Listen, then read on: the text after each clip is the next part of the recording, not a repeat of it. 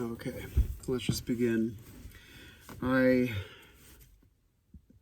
the camera? I have it on this side this time, just below the receiver. You're right there. In fact, I'm gonna make a little arrow. In fact, I'm just gonna put this over my own face because I don't need to see me. Trying to look at you there. Seeing this, me, and the actions off to the side is a big distraction. So, let's get a pen and put an arrow. Let's do a big arrow with a thick stroke. Okay, that's good enough for me. Little arrow. And put this over my face. You realize what I'm doing? I'm putting this over my phone, over my screen. And, okay, there you are, right there. So, and I'm putting this arrow pointing to you there, like you there. You there. So I have this big arrow now directing me to where I should be looking when I'm trying to make eye contact. So, is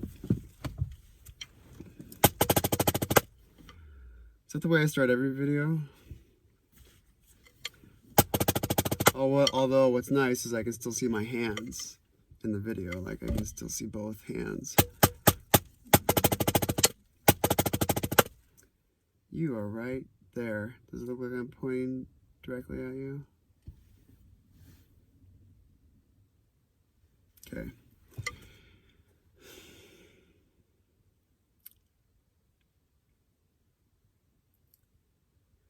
Let's drum. Let's talk about drums. This has been an interesting topic. This is the second video today. And I did one the day before, and like this whole week, like bam, bam, bam, like rapid fire every day. I've been coming out here in my truck and having a conversation with you about this. This is interesting. Okay. I just was about to,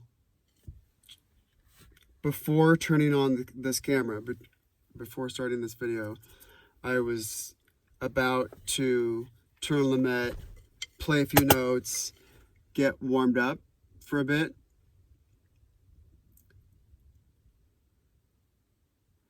And I had to be honest with myself if I just was wanting to do that so that I could look good for the camera, looking for you, like sound good, be playing good right at the bat.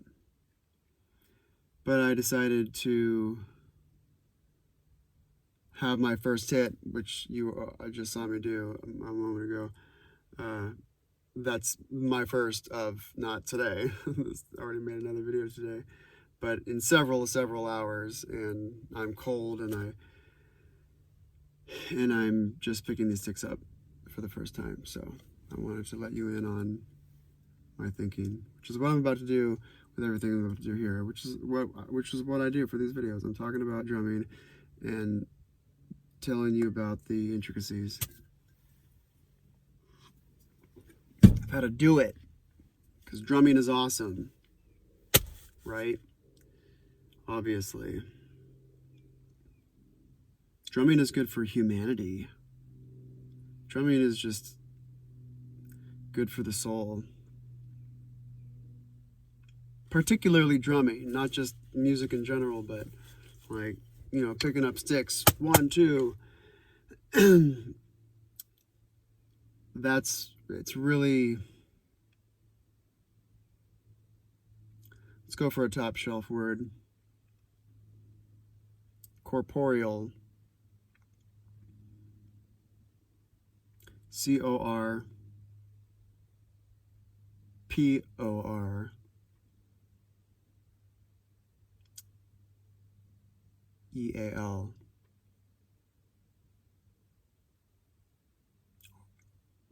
Are there two R's in the middle? Corporeal. Corporeal. It means of the core. Drumming just feels just very core based. It feels like I'm getting in touch with my Ooga Booga caveman.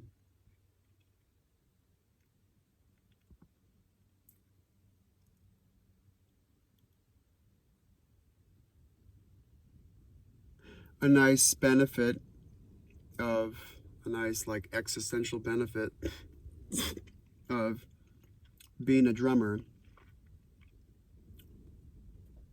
Existential benefit of having been drumming since I was 9 years old is I am very in my body. I'm very much here. Like,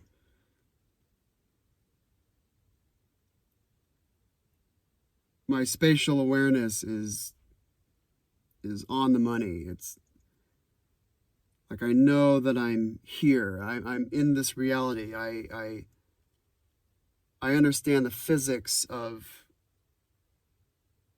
selfhood.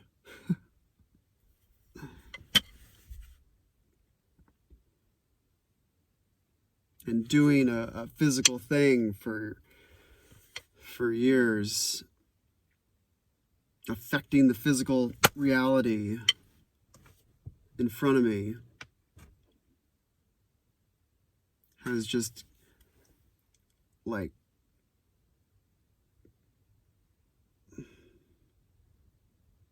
blazed the trail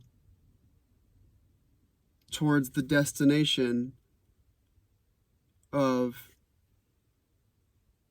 becoming in one's body.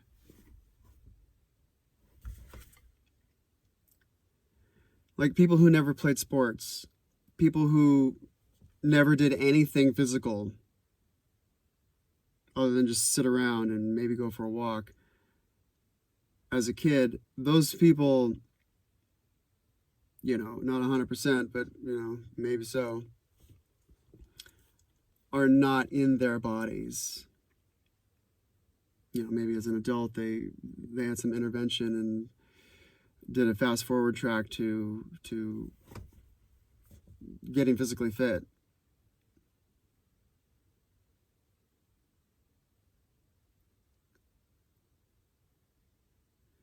But, people who didn't learn to train their bodies,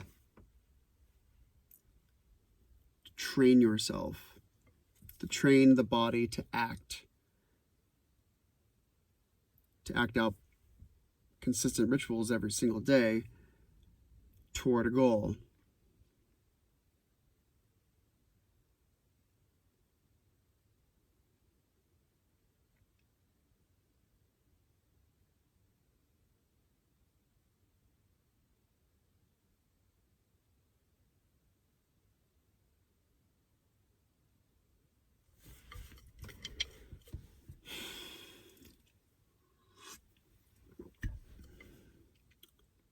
I wish I had the ability to pause the video and then resume.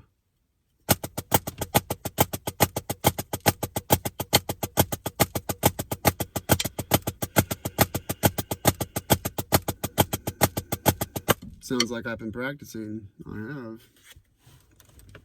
I've been filming them this week. My practice sessions.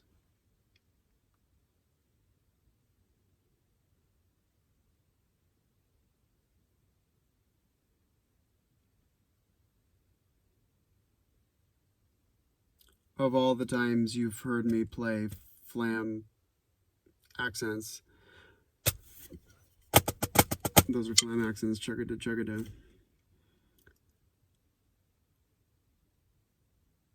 That's the best they've ever sounded.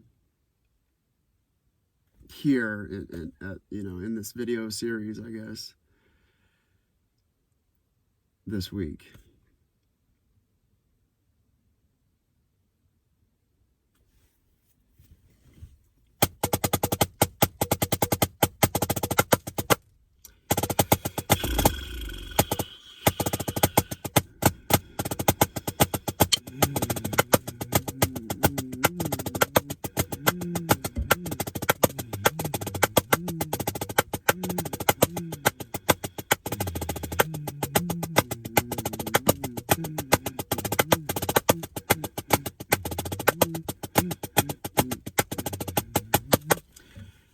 I just got done watching, today, on a little YouTube rabbit hole, having gone down a little YouTube rabbit hole, as per usual,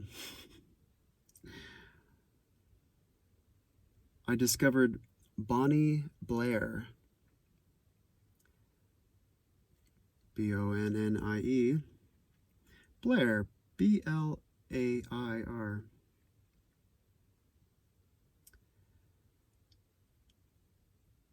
as in Blair, Nebraska. I've been there. Ask me about it later.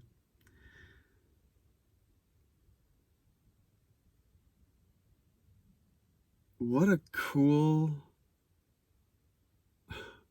for lack of a better word, what a cool human. Wow.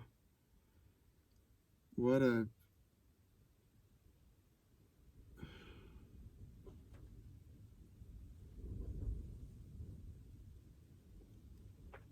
I fell instantly in love. Celebrity crush, instant celebrity crush. Wow. That's the kind of human being that takes my breath away.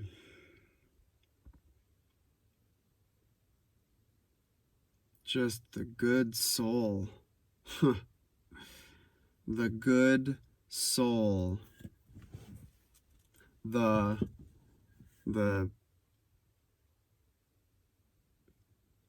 exquisite fruition of being well raised.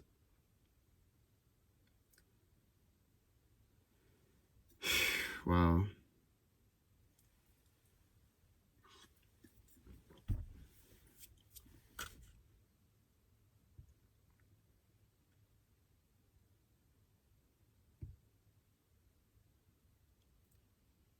Find the footage of her winning her first gold medal.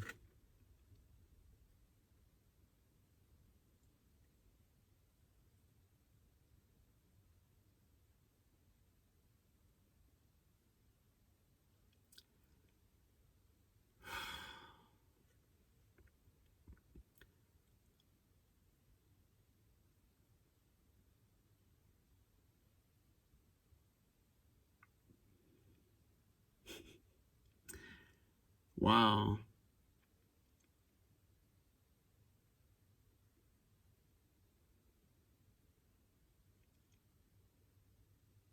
True love apparently renders me speechless, which is pretty hard to do. Yeah, I know. Sorry, not sorry.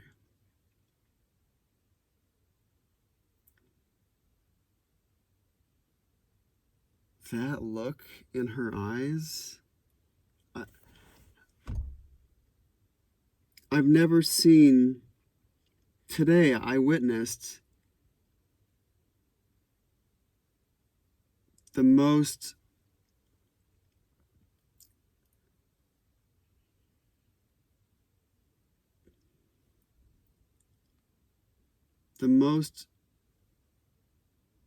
pure, joyful, transcendent elation on a human's face.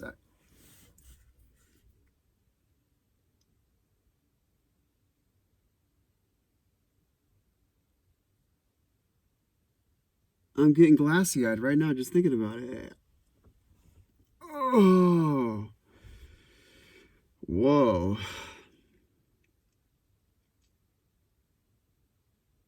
God, what a thing of beauty. Now, is that because I want that for myself? I want to be winning big awards and being super famous? Maybe a little bit. But genuinely, I think it is affecting me primarily because of just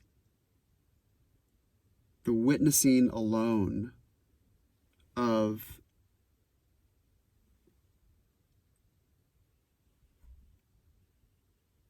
like God sculpted joy.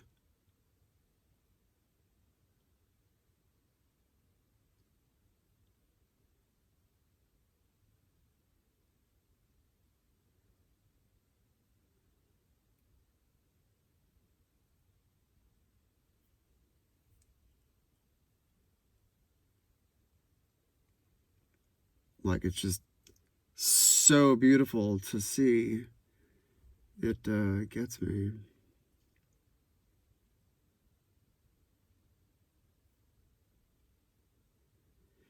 Wow.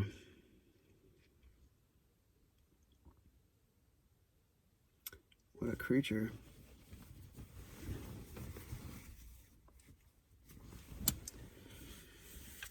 Bonnie Blair, look her up. My goodness.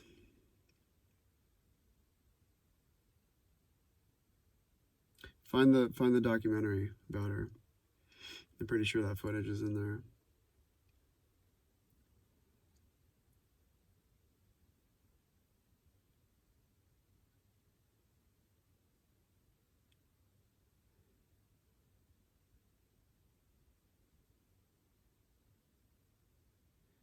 She's an impressive stat. She is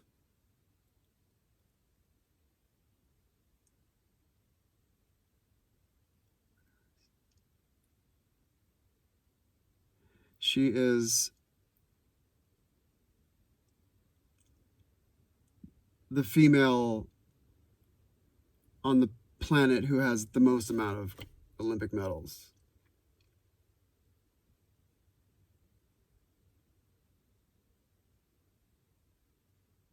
She's got a lot, apparently. I just discovered her today. Wow.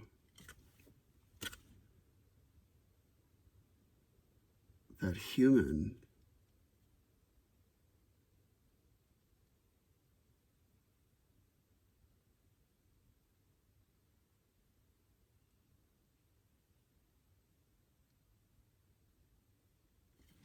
Wow.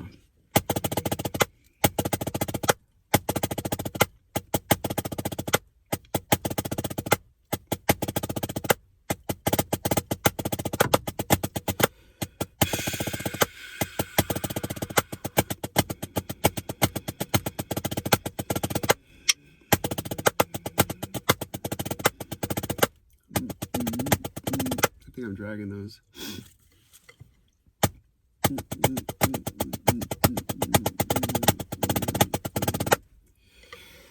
Let's put it to the test, shall we? You're there. Got a big arrow pointing that way. I'm still distracted. I'm still even distracted by just the visual of my hands. Triplets at 120.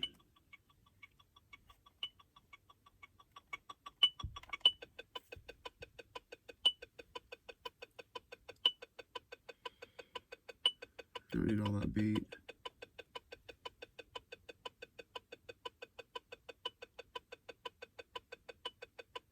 I don't need that.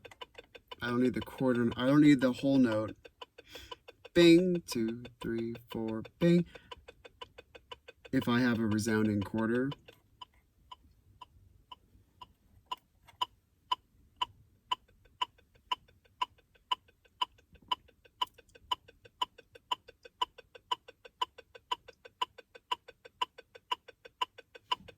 let's talk about the metronome spectrum.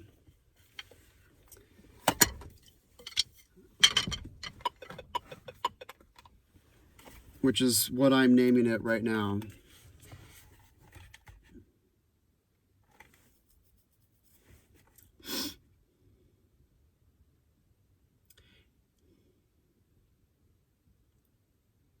And I shall define it as follows.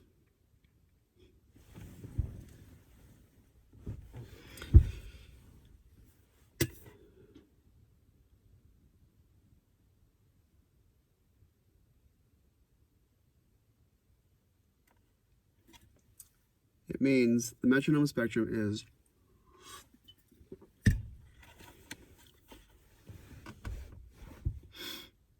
having the metronome play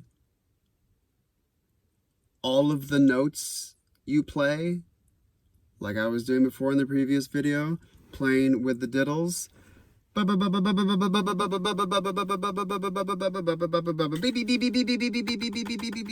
Like all the beats. All the beats to only giving you every 16 beats or something. Every 16 quarter note values. That would be pretty bonkers. But just getting the quarter note alone, let's do this. So you, okay, I'll demonstrate the first, this side first. Okay, let's get some 16 notes going. Oh, the triplets away. All right. Oh, that's right. Okay. Let's just go to 200, make it life easy. Get rid of the 16th notes. Or, right.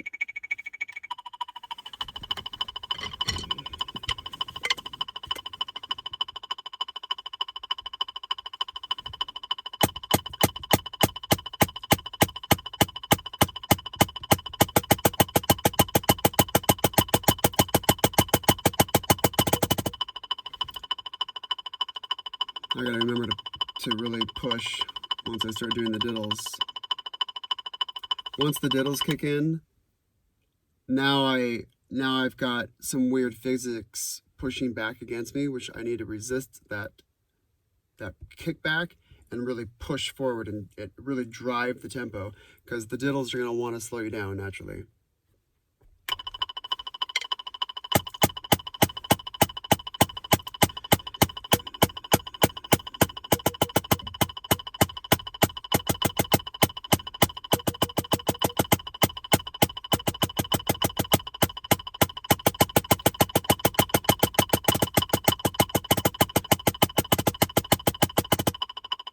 Which is why it's good to just introduce single diddles at a time, like on the first of the 16th notes. 1 E and a 2 E and a 3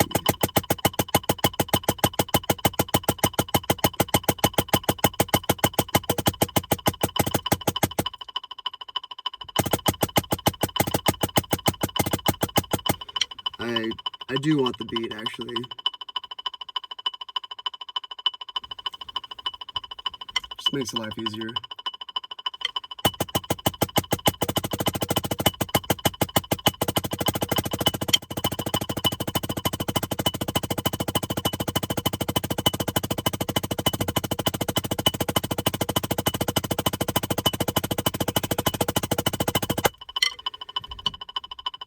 Right, that's playing all the beats. Here's an example of the far end of the other spectrum over here. Watch. Just turn everything down, except for the.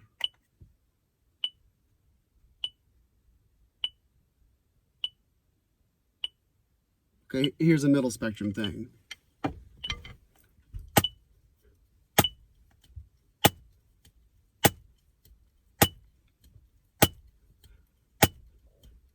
Or I could subdivide this. Whoops. I could subdivide 1, 2,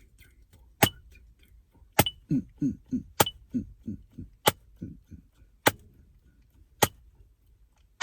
not look at this thing at all. I mean, it's got the blinking light. I've never looked at blinking lights.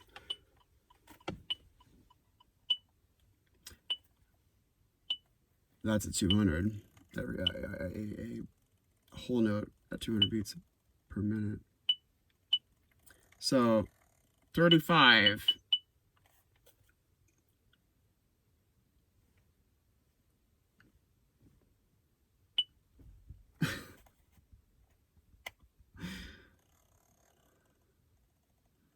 At 35 beats per minute, that was a whole note. Here's 100.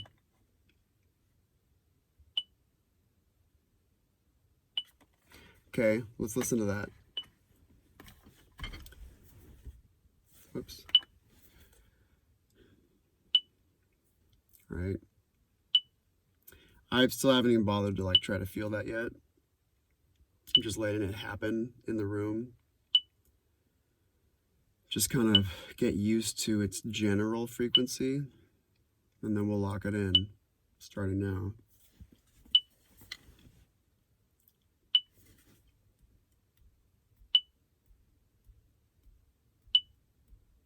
I'm rushing. Allow it to happen.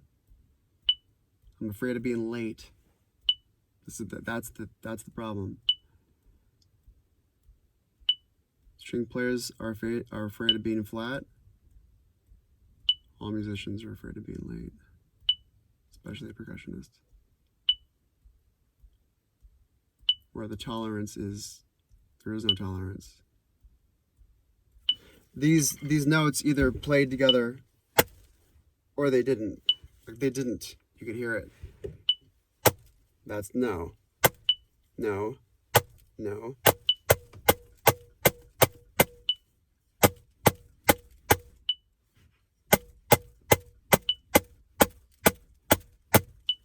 No. Ah, that one. That one was perfect. Those came down precisely at the same time.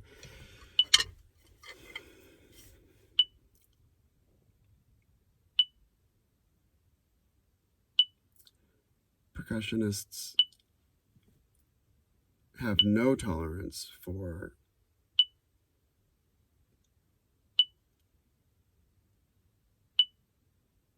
there's an intolerance for percussionists to be off the beat, especially with the harder mallets we use and the harder surfaces we hit. Like this wood against glass, that's pretty definite. Watch. Actually, that was pretty good immediately, but you're definitely going to hear one after the other, as opposed to if I just did that on my leg, or even with these mushy mallets and my mushy leg, like I'm never gonna truly know if those came down exactly at the same time, because there's all this mush, right? String players, you get all this mush. 2, ready, go. Ah, like, where did that beat start? No one really knows, because it's just ha, right? I'm being unfair, I know. String players, you know that I know.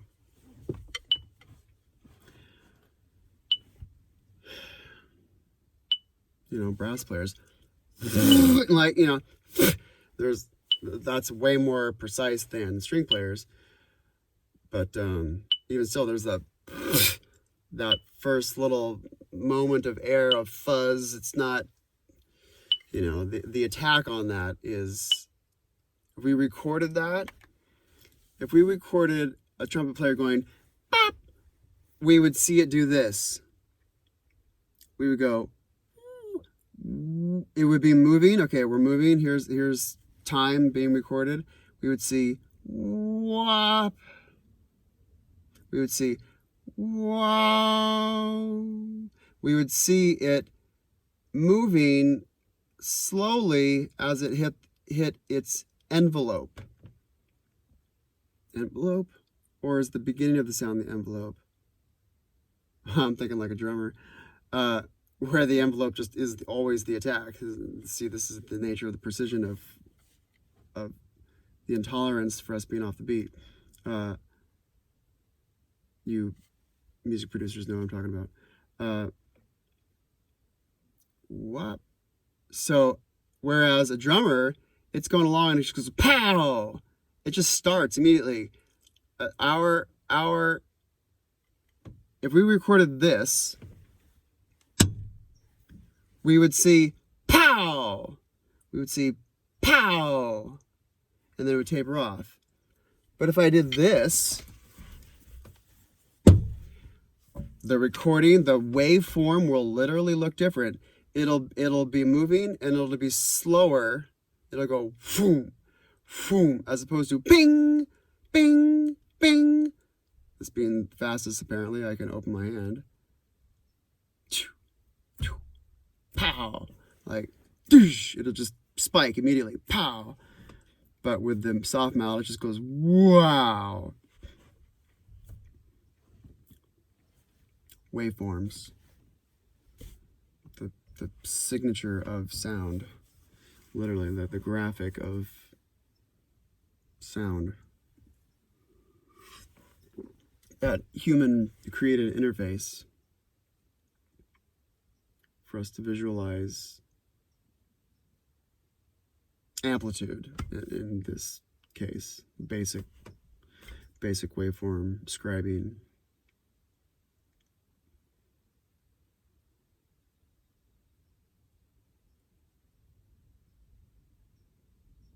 And what you don't want in your waveform as it moves across time is for the tops to, here's the bottom of the video, here's the top of the video. If this is my lane of good range of amplitude, super quiet, not too loud, then we're going to look for things that go above, and the graphic that humans have made for themselves shows it to be red. So you're spiking it. It's called clipping. You put too much volume onto the recorder and it overloads it, and you hear a kick, kick. You hear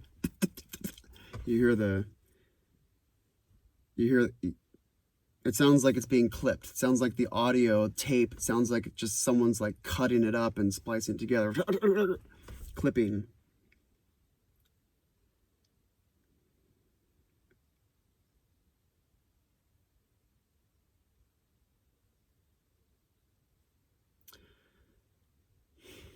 You get it. Oh, so the spectrum, the metronome spectrum. So at 200 with all 4/16 notes, that part, I was just giving myself everything, which is a great thing to do, especially to really hold up an adjudicator to how precise you truly are, how metronomically, how mathematically perfect that is. You can hear it with those train wrecks if you get off. Those phase trains, those phase train wrecks, train wreck phases. There we go.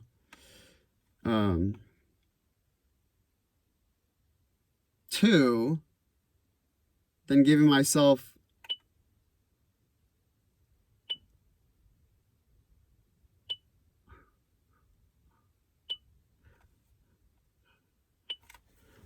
and just as I would do these basic subdivisions,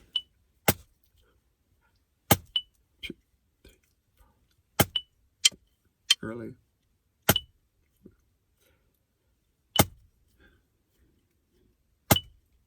Just as I would do this.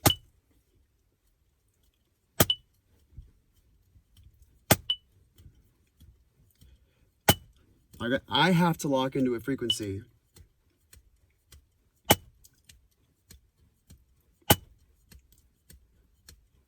In order to do this.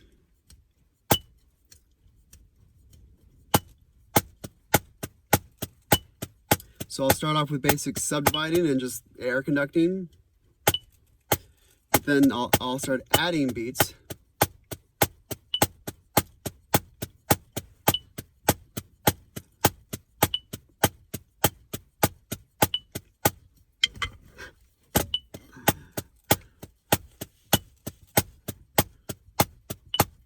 And then I'll use this once I get going to then begin to drum and then practice whatever the heck I'm going to practice.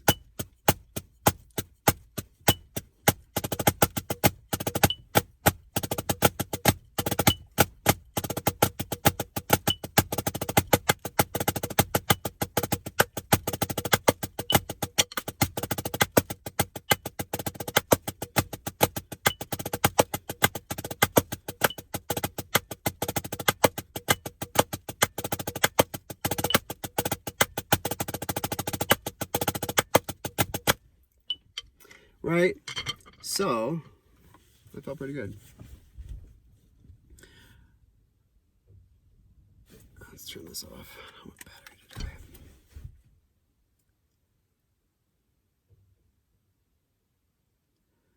That's the metronome spectrum. You know, to beep, beep. So therefore, this is what the metronome spectrum does as you traverse it. The journey that you go on is the journey of, like I've said before, becoming the beat. Being the beat. Being the leader, not the follower. Not to follow a beat, like we're doing here. I want to get to a point where my own internal clock, as we say, my own sense of time, or for short, my time is not good.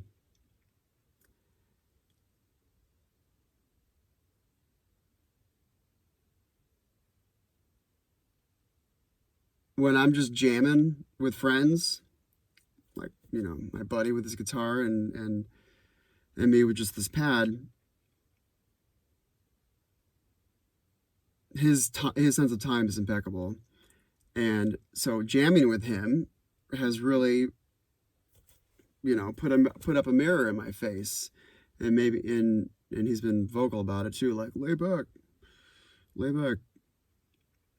And I do break. I will break concentration. Every once in a while, we'll have a full-on, you know, freaking 10-minute jam where everything just feels really good, and I know it's good because I can recognize good time. I know when something's speeding up and slowing down, which is the benefit of watching my own videos, which you should absolutely do no matter what your craft is, no matter what your art is, no matter what your performance is.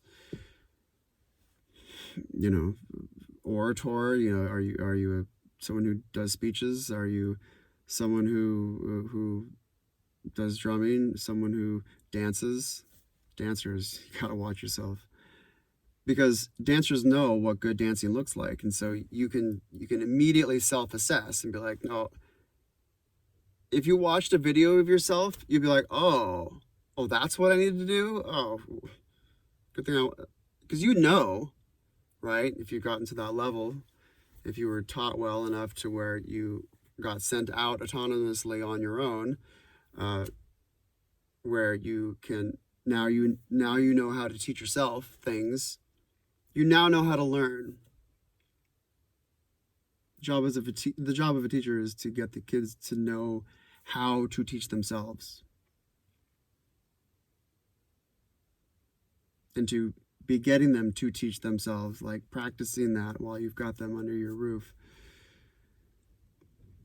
Give your students, your children, opportunities to practice autonomy. Come on now. I've said this before. Our job as child custodians, which is the sterile language that the teaching credential people like to use. the child custodians, the parents, the teachers, anyone who has an affect on a kiddo, your job, your role as a part of an influence to that kid is to get that kid eventually, preferably, age 18, to be fully self-sustaining. Like, they know how to make money, they are making money, they're paying for their own rent, but nothing's being paid for. Autonomy, actual working and operating just upon the effort of your own self.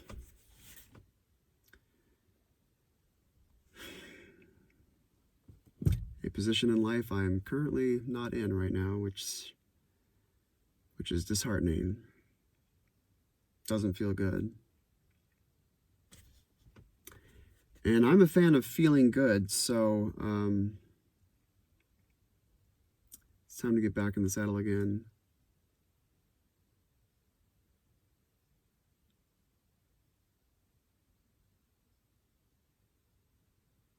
It's time to become autonomous again. So,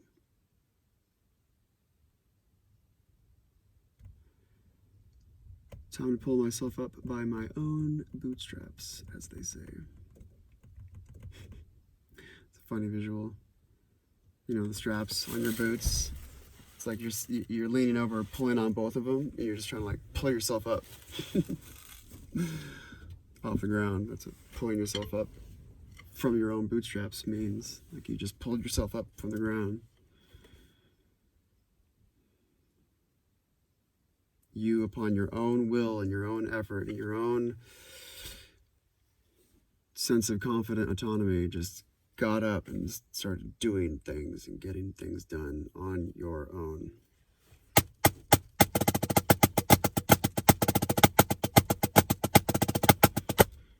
So let's do some more of that. This side of the spectrum of the metronome spectrum.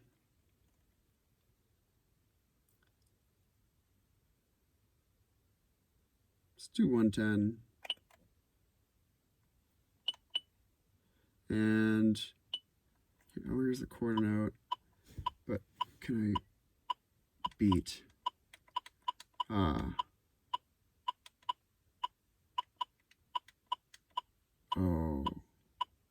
I get what that's doing.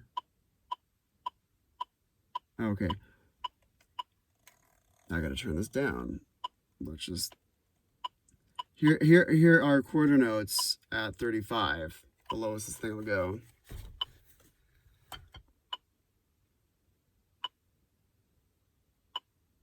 Just start with a basic motion first, to step into a beat, to step into a,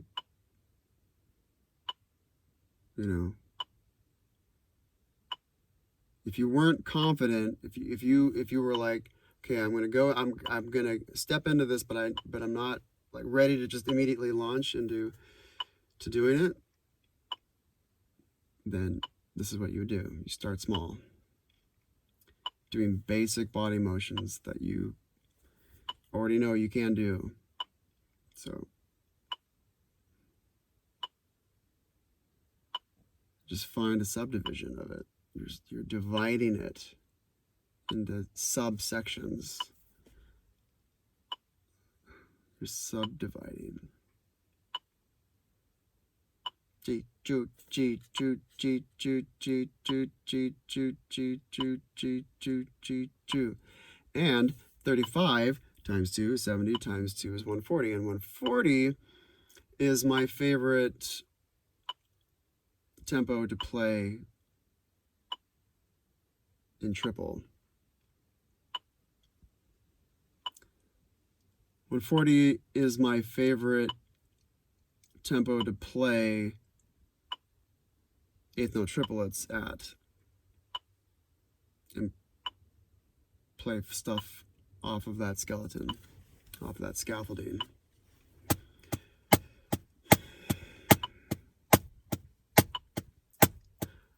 See, I was locked in when I was doing the body thing, and I started right. I totally nailed it to the wall, but as soon as I started playing, I started rushing it. Micro adrenalines.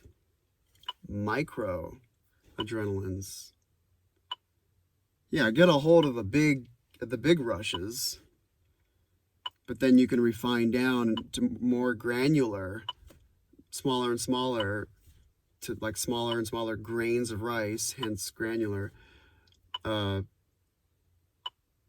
and smaller pieces. So smaller and smaller stresses, smaller and smaller anxieties, smaller and smaller micro adrenaline rushes, which is what you just saw me do. So let's get back to it.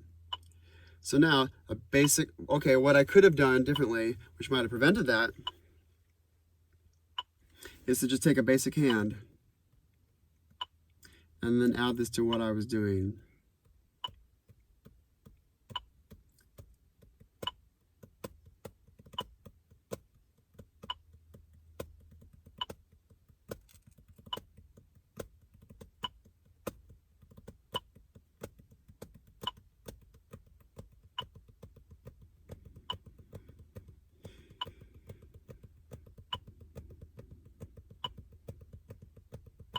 Right?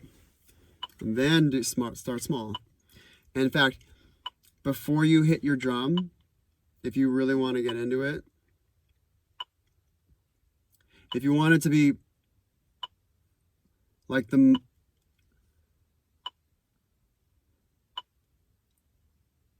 this is the closest thing to playing without making a noise. Pressing this in there. No one's going to hear you do this. Maybe if you slid it up and down like a coated head, coated snare drum head, like sandpaper, then there's going to be a little effect there, but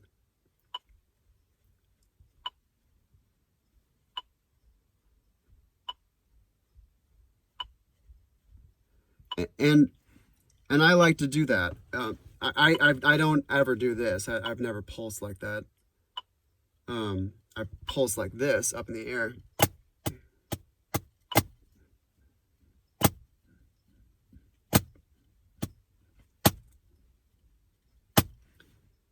Oh, hear that? True metronome disappearing trick happened right there. It was like gone. I thought I shut it off or something. There it is.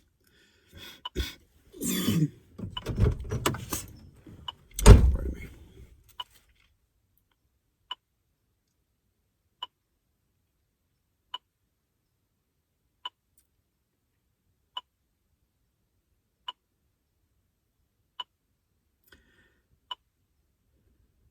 But what I was going to say is, every time I have ever started like I'm in an orchestra and we're playing some symphonic piece, and I'm about to do like a buzz roll or something that's like going to be really delicate or something really small like that, I will absolutely start. I actually do this. I take my sticks and here's the rim of the drum. Bang, bang, bang, this metal rim that goes around. I will stick my sticks quietly right in there. So with them both pocketed together and then slid together, they're touching, I will then come back. And orchestral drums are not coated, so no one's going to hear that. A microphone might if it was the only sound in the whole theater, but... And right before I'm about to enter, I start down so that I know what I'm aiming at. I'm already here. I'm already spatially aware of what I gotta hit. Right? It's already there. Same reason why, like a baseball pitcher, he's winding up and he does this and he goes for it like he's feeling it. He doesn't see it, but he's just feeling it in space. He's getting a spatial awareness of it. So he's feeling that weight. Same thing here. I mean, I guess I could do that, more analogous to a baseball bat. Like, okay, here's my 2, 3, 4. Like, that's what we could do when we subdivide, I guess. But the action is happening here with this implement, so just have it down. You understand? I haven't explained that well. I haven't explained that very well, but I already know that you're smart enough to know what the hell I'm talking about. Oh, and then along what we're doing here, like entering into that, you know, I can start right here.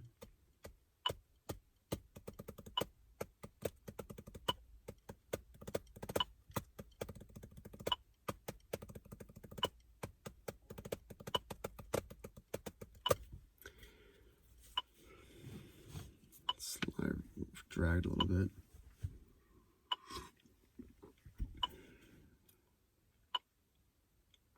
We just start small.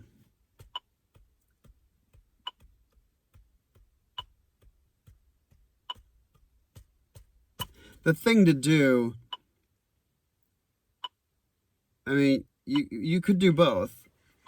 To have your sticks down and knowing what you're about to hit. And 1, 2, 3, 4, to pulse a little bit, because percussion is absolutely pulse. We teach our students to pulse, especially in the pit, especially with mallet percussion stuff, with the xylophones and marimbas and things. We teach them to pulse. I teach my students to pulse, absolutely. 1, 2, ready, go. Boom, and we all do that, and we all see each other. We're all conducting each other. It's a collected conducting. We're just playing. We're playing silently, and us playing is visual as it's conducting.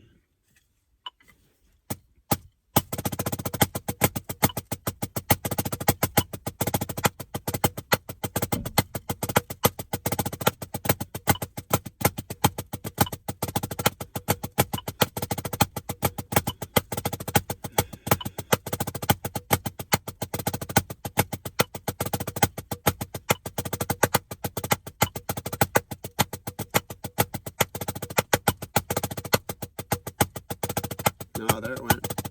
We didn't hear that beat. I was gone. In fact, let me just turn this down so I have a higher chance of truly not hearing this thing. Well, it did go away, even at this volume. Just a little bit down.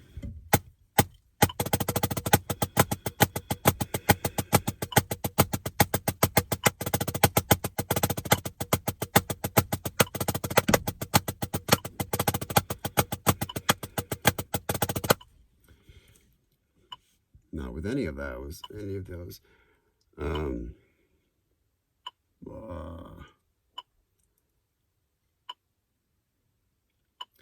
When I come down on that, I'm gonna stay away from doing any flams, because I don't want the grace note to potentially mask that. So I just want to know truly, did I hit the beat? So I'm gonna stay away from flams on the downbeat.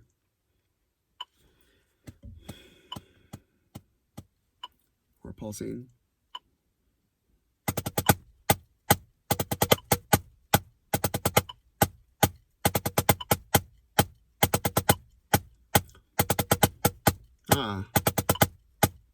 That previous one was completely gone. Okay, here we go. This is the focus. Time to just be the beat. This is what this does. The segue allows you to become the beat. So now I'm having to fill in. I'm only getting, this is just like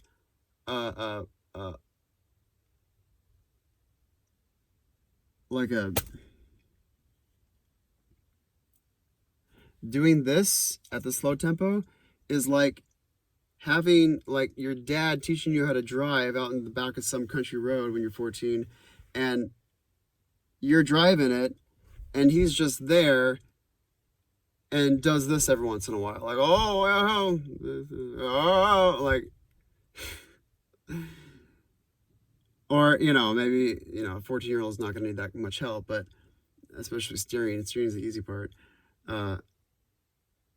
If you got like a 7-year-old out there driving a car, like literally in the driver's seat doing the operations, your dad might be there to especially if it's on like a slow dirt road with lots of potholes that need to be circumvented. So that's the equivalent. Like the kid is autonomously driving the vehicle, almost, right? So we're working the spectrum, the metronome spectrum is working towards autonomy. Autonomy of what? Autonomy of being able to hold a damn beat your own damn self. Being the metronome for the band without a metronome.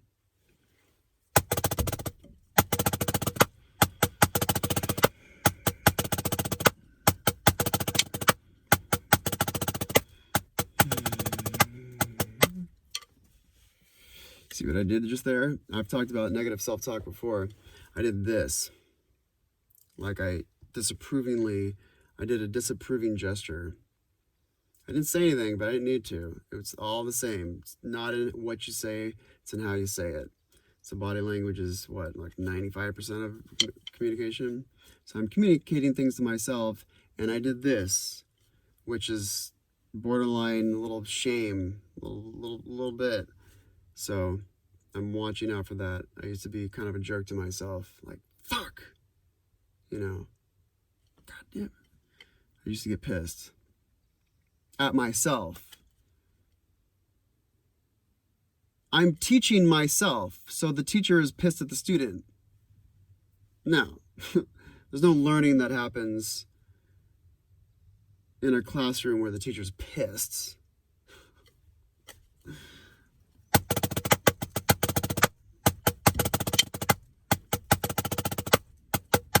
So treat yourself nicely. Treat yourself patiently. That's really the virtue that is at hand here.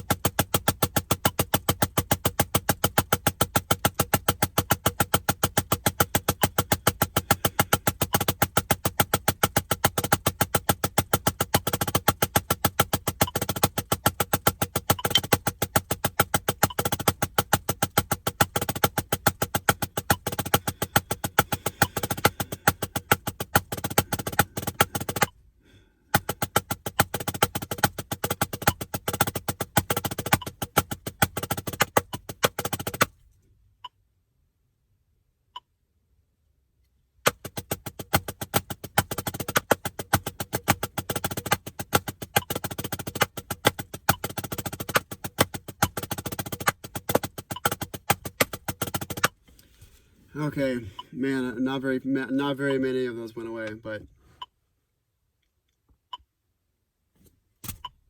it's okay. The disappearing metronome trick is like, if you're doing it, then that's like perfect playing. I mean, if that isn't perfect, then I don't know what it is as far as like keeping perfect time. Just have this thing completely disappear from the room as if it's not even here anymore, but it is on. It's making a sound, but we're not hearing it because we're just like killing it on the beat every single time.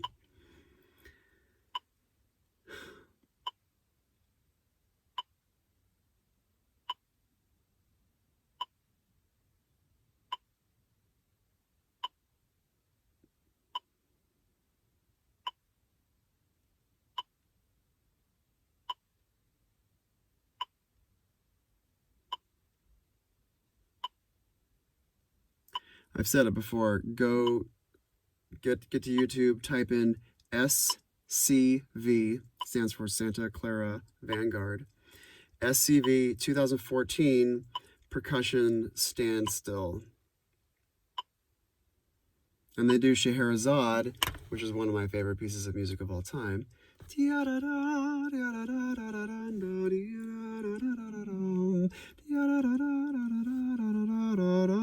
On the bassoon, right? Except it's slower tempo than that when the bassoon plays it.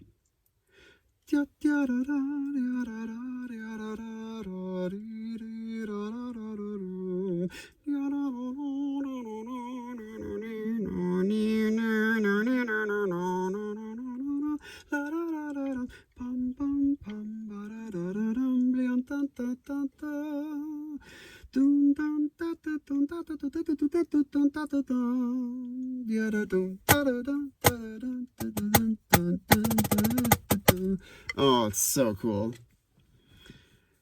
I've played that piece of music a lot of times, like the symphony, the Scheherazade symphony, that orchestral piece of music, that classical piece of music. Classical.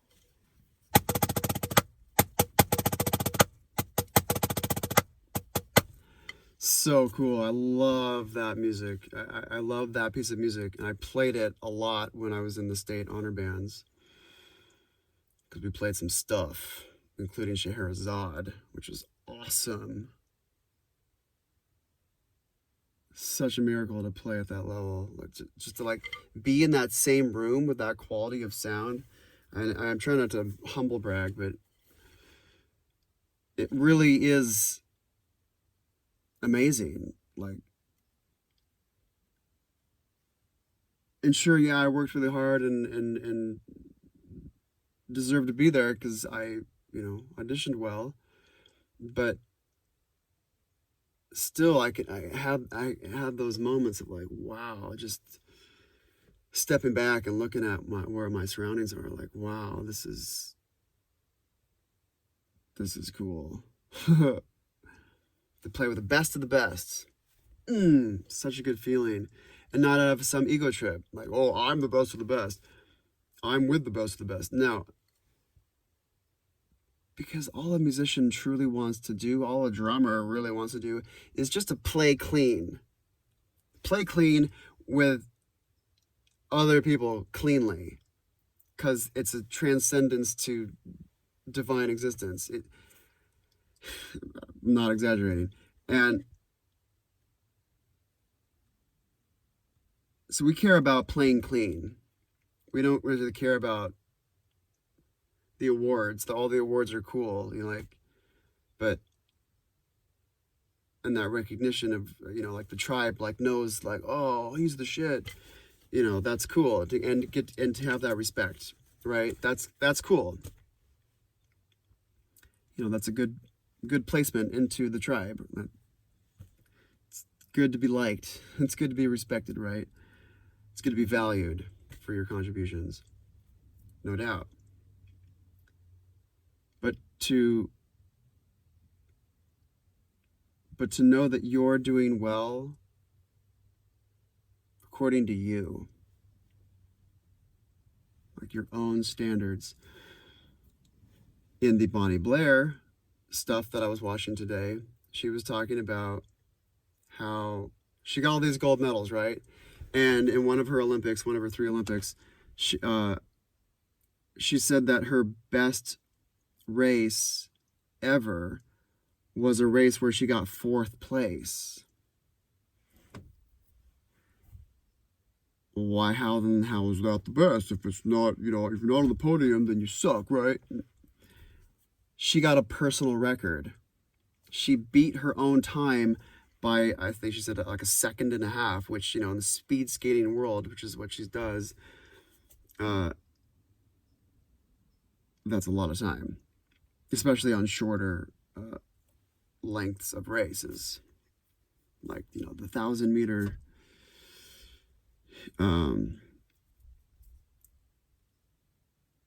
the 100-yard dash, Usain Bolt's 9.87 or whatever, and You know, and the second place guy got 9.91, you know.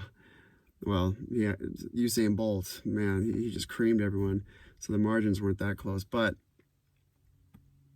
the shorter the distance, the closer the first place, second place, third place, all, you know, right there, as opposed to like speed skating where, you know, the average distance ahead might be a whole like 10 body lengths or 1 body length.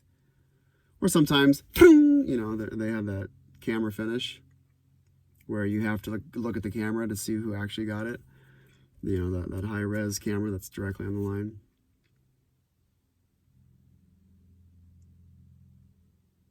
Like when an umpire has to like go back and look at the tape, like, did I see what I thought I saw? So let's see what, you know, the camera doesn't lie.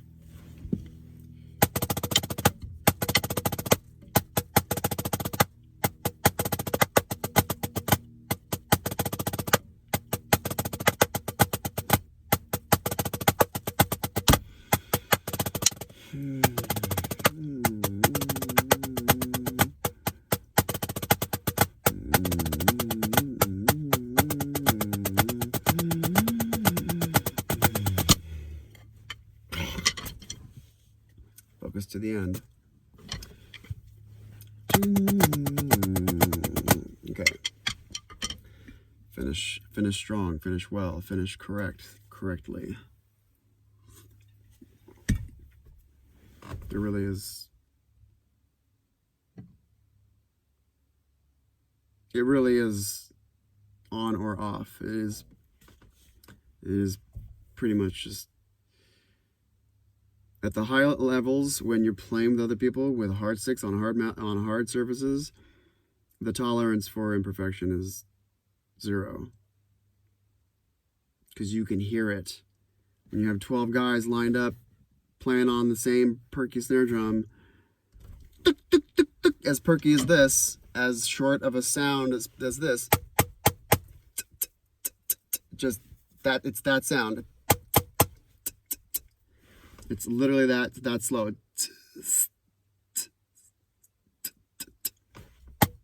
About the length of the sustain on this sound. Sustain.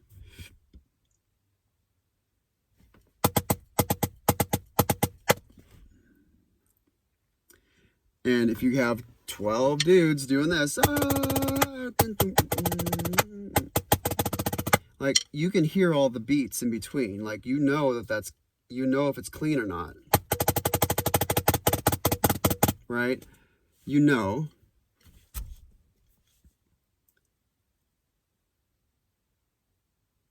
Your ears don't deceive you. You know when you hear something that's clean and when you hear something that's not. I mean, you know, even your grandma knows, even if she knows nothing about music education. So, and she may not know why she thinks one sound sample sounds better than the other, but she'll be like, oh no, that one. When the guy did that, not that one.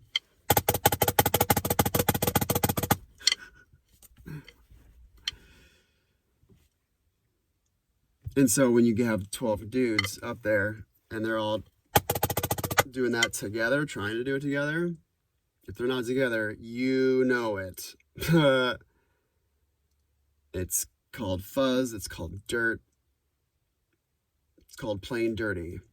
Like that's a dirty drum line, or oh shit, that drum line's really, really clean. Dirty and clean. These are the drumline world. This is the drumline world's vernacular. Everything all I'm doing is introducing vocabulary to you and demonstrating. That's what this is.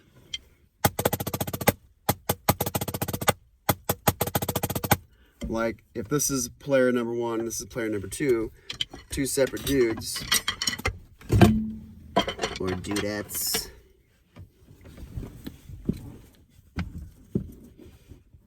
They're coming. The ladies are starting to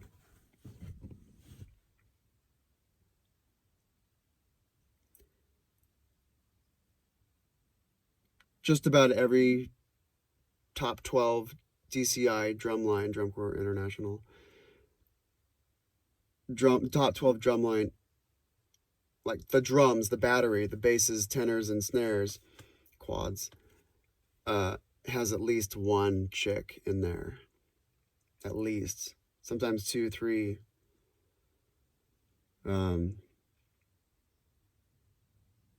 But you know,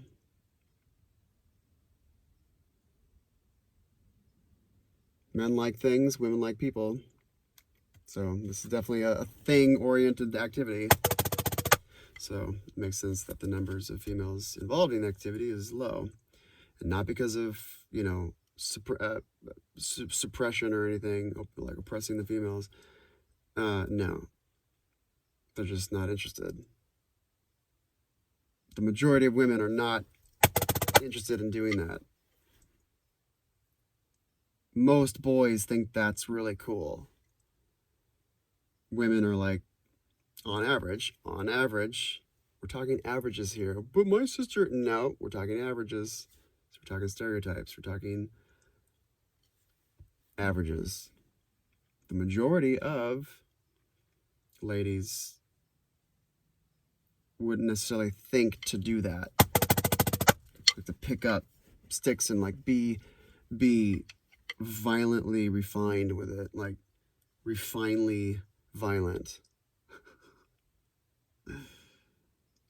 It's just a guy thing to think it to do. Booga booga. You know, violence. Boys are violent. We have energy. We like to kill. We like to be of the body, of the physics of this world.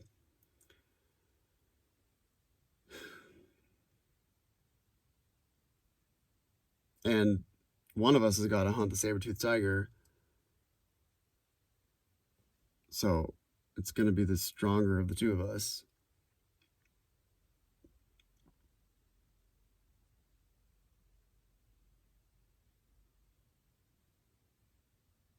Or if the only way to catch a boar or something was to like wrestle it and choke it out or something, like if it was impervious to bullets or arrows or something, like, oh, the only way you can kill and therefore eat the Saharan or tropical giant boar is to jump on its back and strangle it to death. And it's gonna be a fight because it'll be a good 10-minute showdown. So, you know, buckle up, you know, do your push-ups ahead of time, get really strong. Okay, if that's the only way we're gonna eat tonight, honey, obviously I'm gonna go do that, not you, because you're not as strong. That doesn't mean you're lesser than. Take it up with God.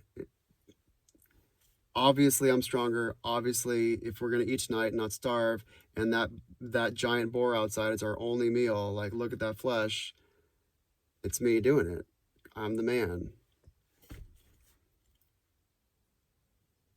Okay, if, honey, you just so happen to be the world's, if you just so happen to be an Olympian female wrestler, well, then, you know, oh, look, and you're like 7 foot or something, which there are no 7 foot wrestlers. That would be pretty wild. Especially females. You know, if you're some 6 foot female wrestler and you're Olympian, you got 9 gold medals under your belt, and all of my 5'7" glory, then obviously, if I just so happen to be married to you, honey, and you're an Olympic athlete in wrestling, and that's our meal ticket, well, then step right up. That's obviously you. But for the average lady whom I would marry, I like them small. I like them fun size, bite size.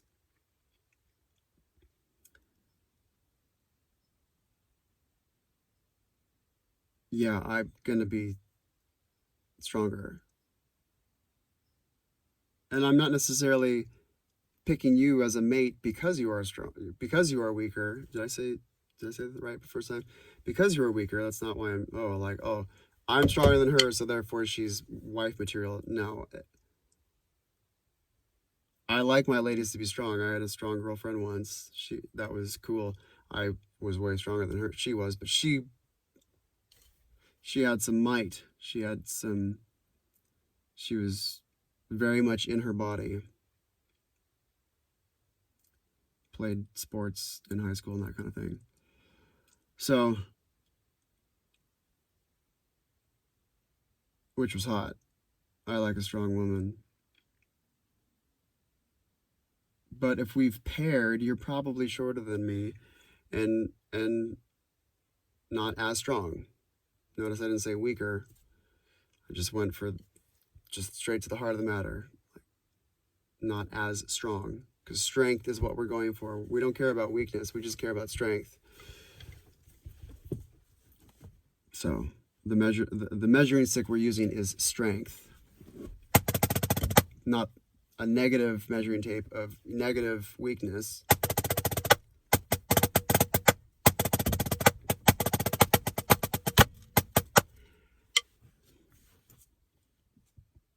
Check this out. Go to 2012 Phantom Regiment drumline. 2012. And it might be hard to tell from the video, but if you hear the person dudding, dut, dut, dut, dut, meaning the center snare, the person who is in the middle of the snare line is the leader of the whole damn shebang. It's called the caption leader. Section leader. Well, obviously the section leader, when they break off into sections, snares go over there and practice and have your leader do it. And then there's like the section leader of the quads, when the quads, and that person leads the quads when they're just doing quad stuff.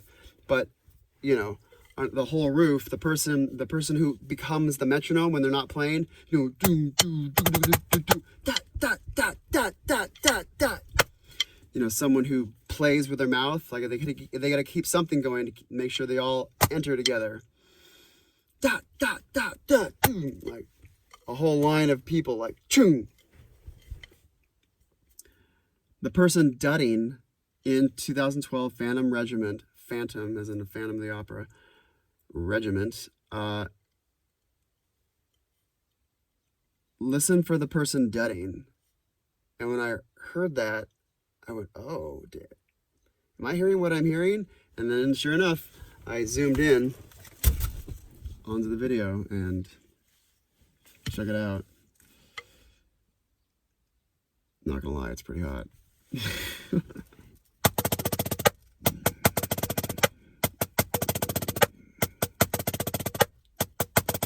I like a strong woman.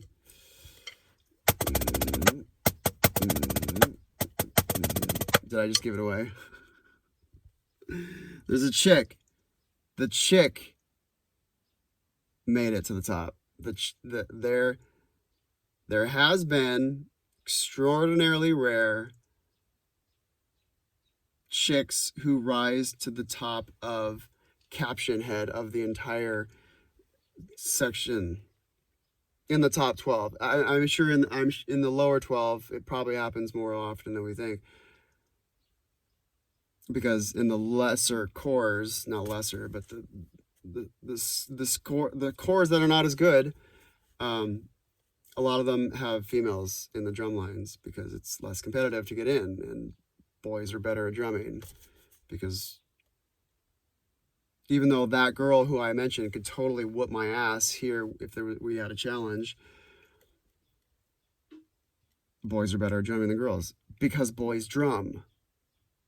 Not because they're inherently better, like they got a better brain for that skill of doing this. No.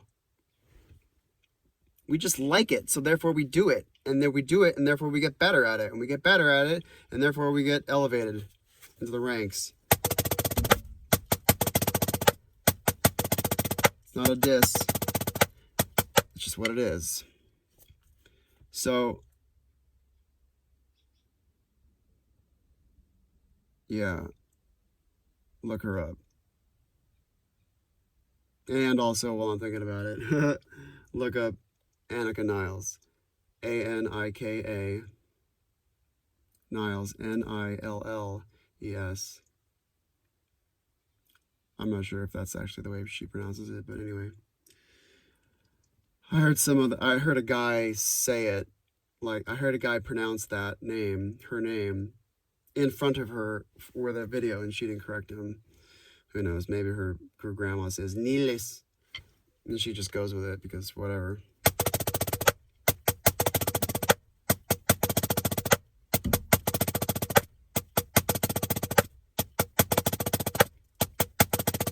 Well, Americans couldn't pronounce it properly anyway, like my grandma. So I might as well just let them call me what they want to, right? I would not be surprised if that's the case.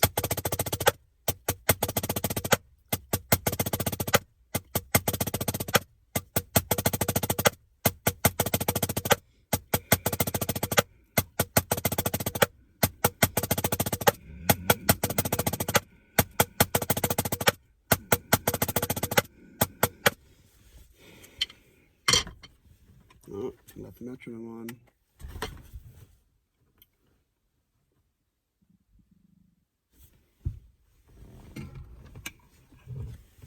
Oh, it's a light. It's one of these lights. Oh, let's put it right there on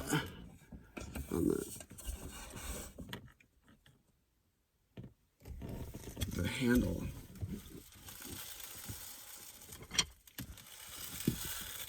The passenger assist handle, whatever that is.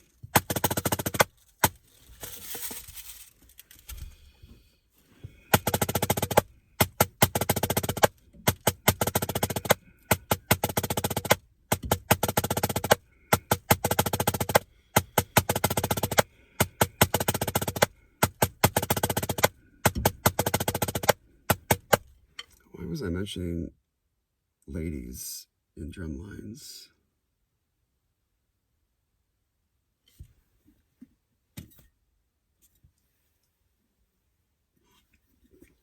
Why did that come up? Who knows? Let's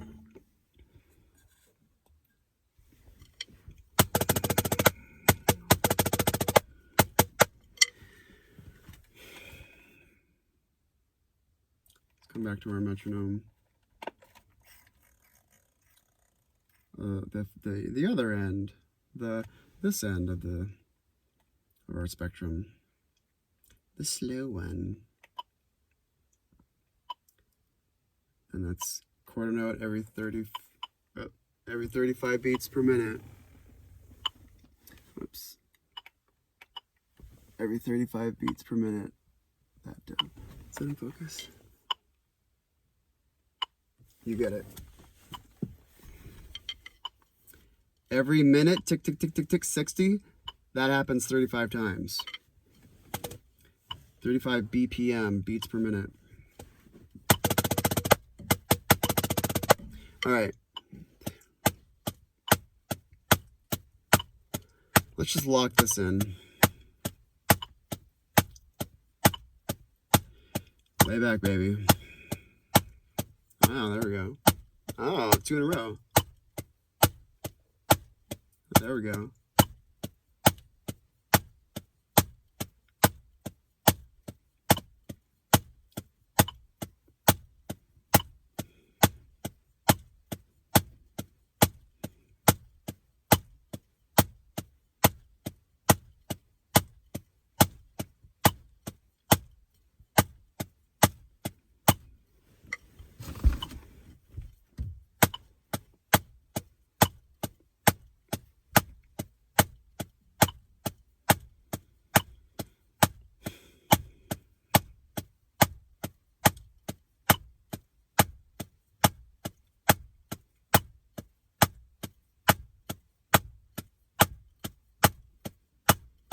focus.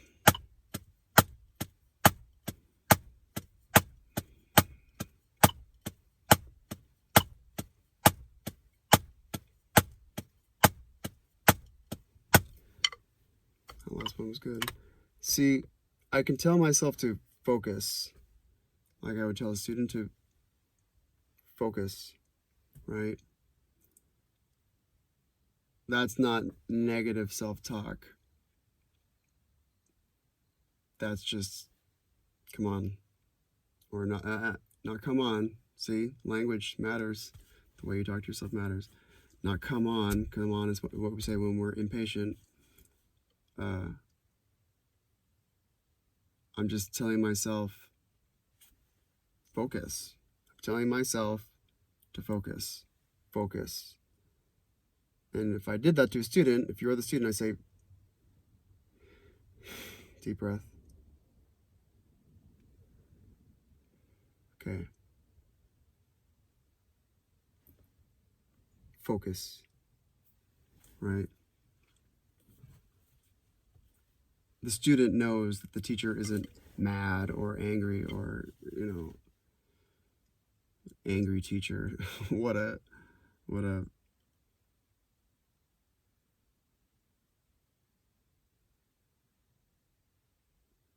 it would be a paradox for there to be an angry teacher and the students learned. Figure that one out.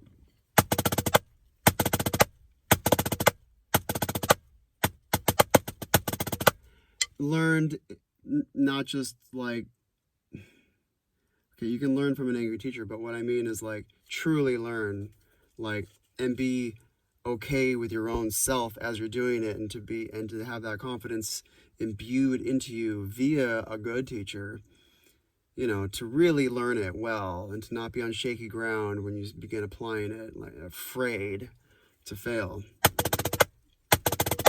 That's what shitty teachers do, and shitty parents and shitty people in charge of children is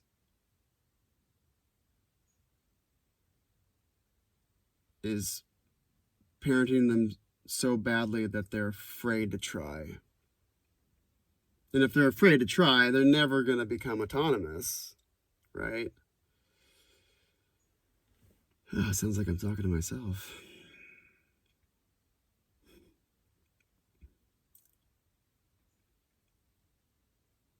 Autonomy, contribution.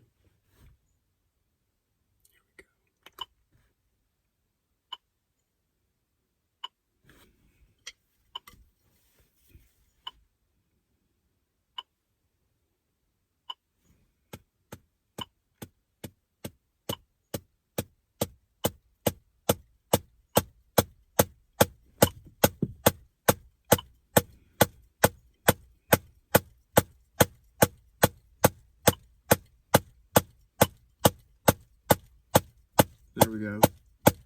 There we go.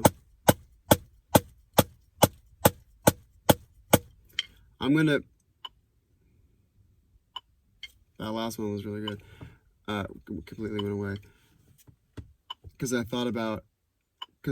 hypothesized that I was ahead of the beat. And it's a decent hypothesis because that's usually what I am doing, is a rushing. So I opened it up. I put more space in between each beat and really just let it breathe more. And sure enough, the beat went away. The disappearing metronome happened.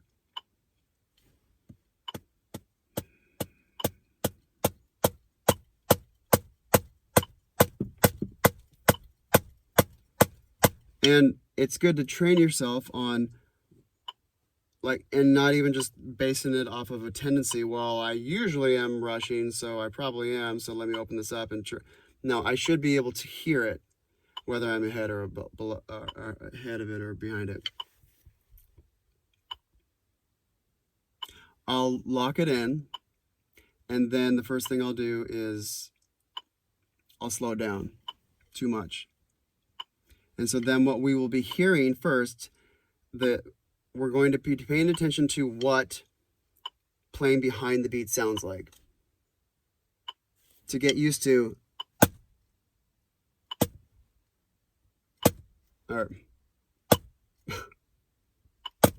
Right? Doop-bop, doop-bop. And to recognize that, oh, that happened first. Like, oh, that happened first. Oh, oh, that happened first, right? Like a, first base umpire who's like, which happened first? Did the guy's foot touch the bag or did the ball enter the guy's glove? That to have those umpire ears, essentially. So let's log it in first.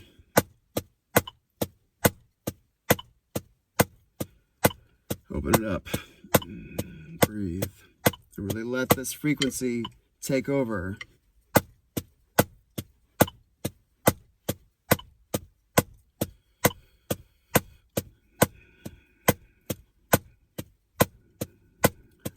Okay.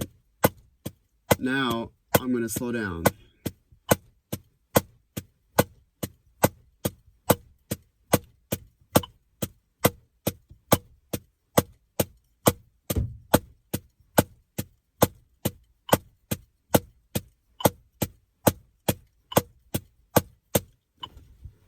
Right.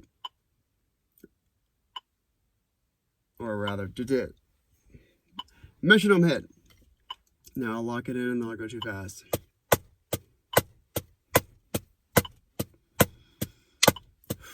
Open it up.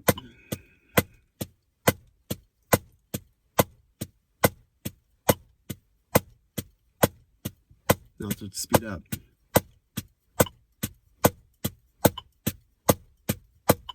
Ticket, ticket, and to recognize that. Oh, this happened first. Oh, this happened first. Eagle ears, baby.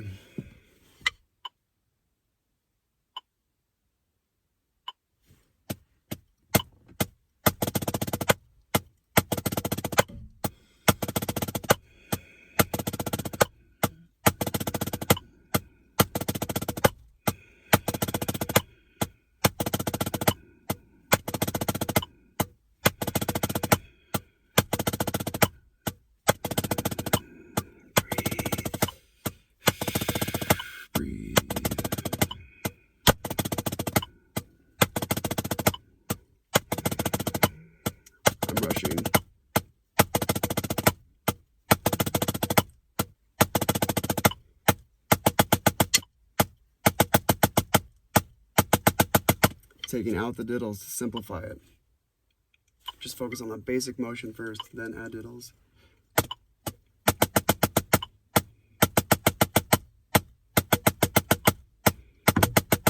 But try to move and hold the sticks as if you are doing diddles. Hold that hand position.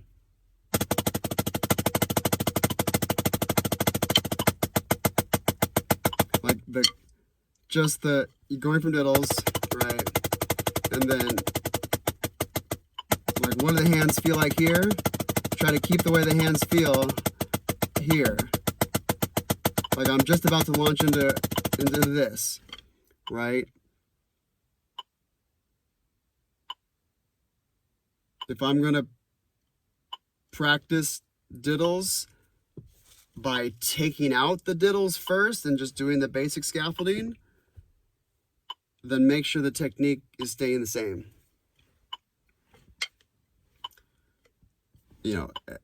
As close to it as possible, like just on the other side of it. Not too far away.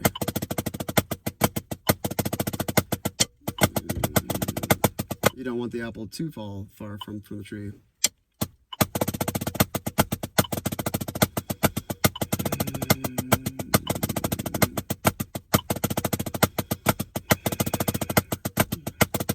Be the metronome.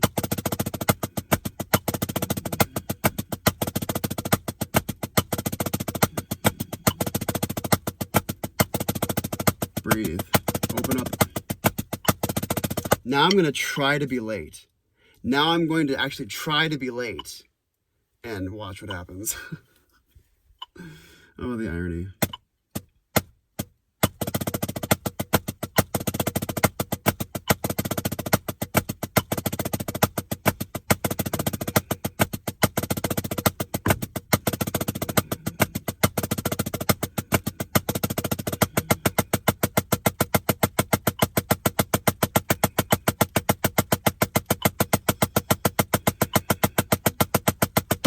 So how many subdivisions are there?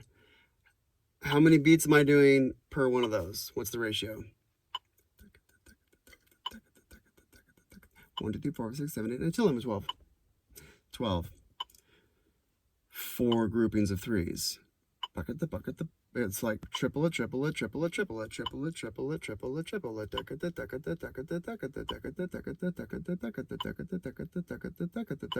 Ready for a little brain melter?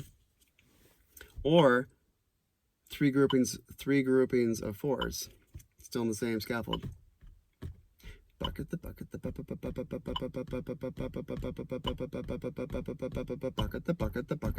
the. All right, that's 4 groupings of 3.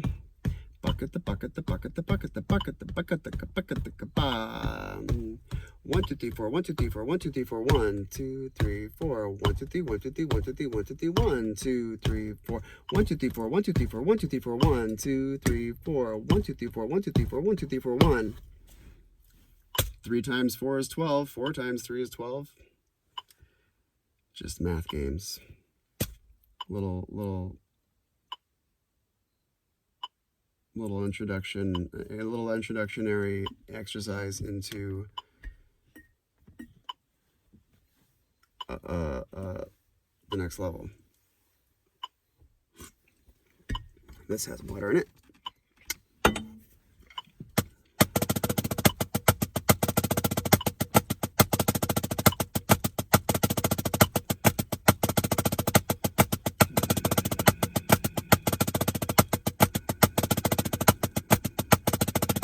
Okay, none of that was very good, but for the sake of the video, let's figure out how to divide that in half. That's as slow as the metronome goes, but how do I deliver? Half of 35 is what? 17.5.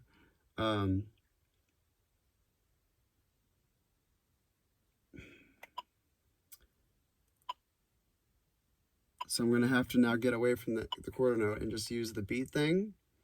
This thing happens every whole note. So now we have a lower subdivision that we're working with already. And that's the whole note at 35.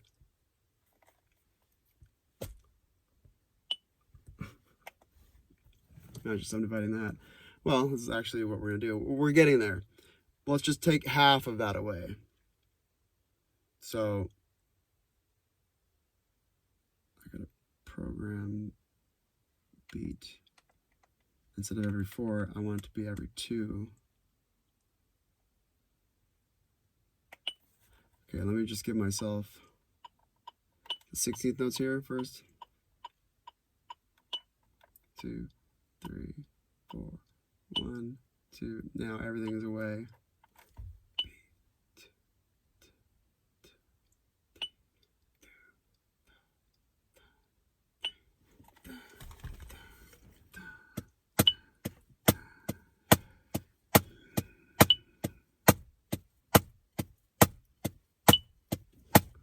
Now we're really pushing the boundaries of this side of it. 1, 2, whoop.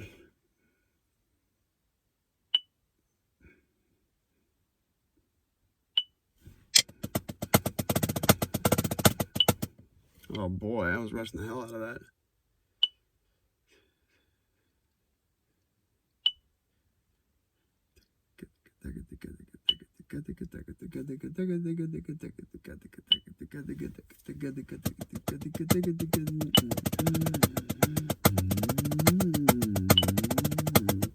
Lay back.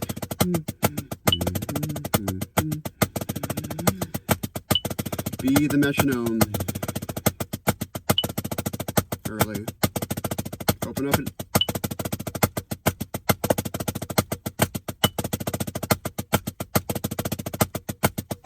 I'm afraid of being late, which is causing me to be early. It's causing me that doubt, right? There can't be any self-doubt. If you're going to be the beat, there can't be any of this stuff that I'm still struggling with. I just have to, my my time is not confident. But doing things like this gets me towards that way. Okay, I'm putting that over there so I don't stop reaching for it. Okay, this is my water. This is my water. This is my water. Do I want water? Yes. Grab it. Okay, practice putting it down. Okay, this is my water. This is my water. This is my water. This is my water. All right, I'm teaching myself the little ritual that's happening here. This is my water. I'm thirsty. I'm thirsty. I just trained myself. Dog training 101 right there.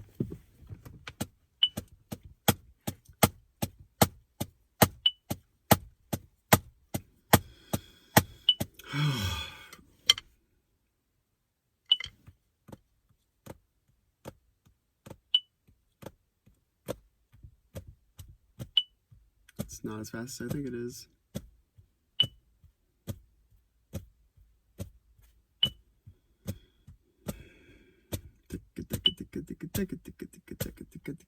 Opened.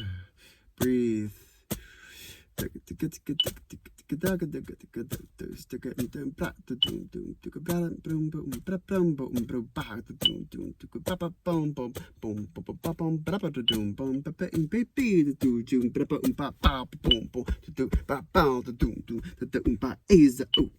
Be the beat.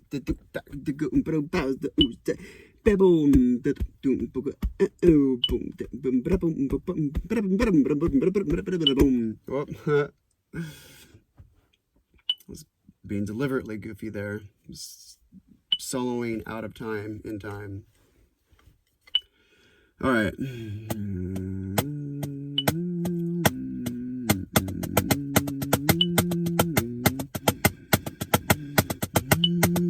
It's not as fast as I think it is.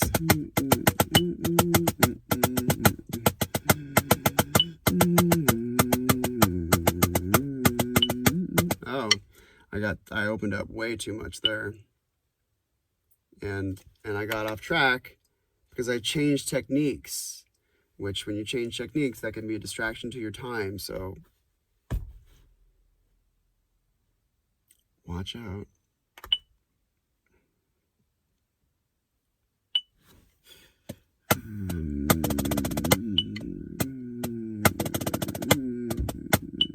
Just get it first before I try to do anything fancy.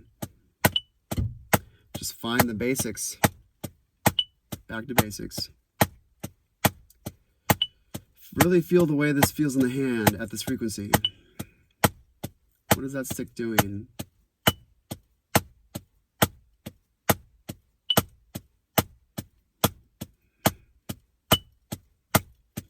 Really just allow this to be the beat. Hello, right arm, just take over for me, will ya? Okay, really? I can drive all by myself? Please.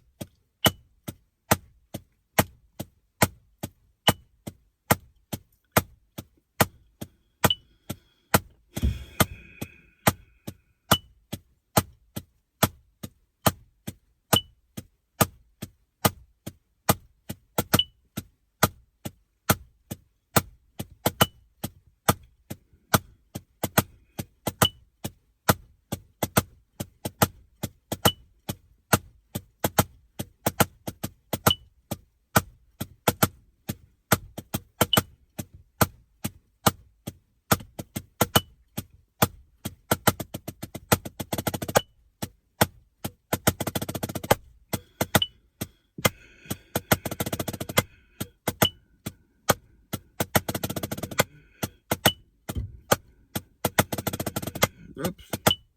Buzz.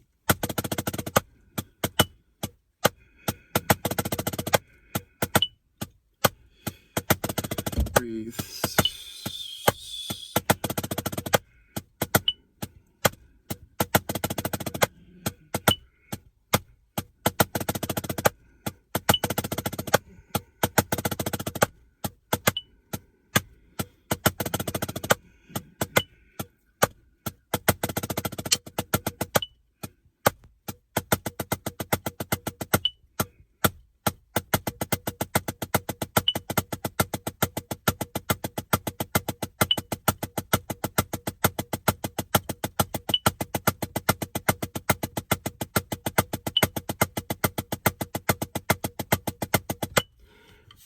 the trick is when you're off, and then when you're trying to just keep on going instead of just stopping and re-entering it as you should, as I should. Then the game becomes like, okay, well, like slow down a little bit, but then re-engage in that tempo. So like you have to speed up or slow down, but then like quickly, but then like establish the new tempo. It's difficult.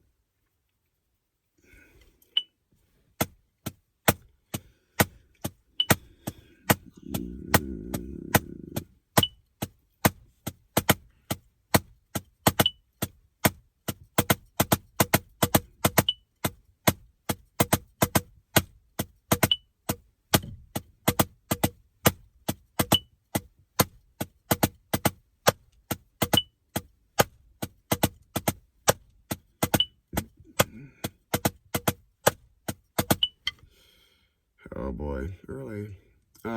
Rushing.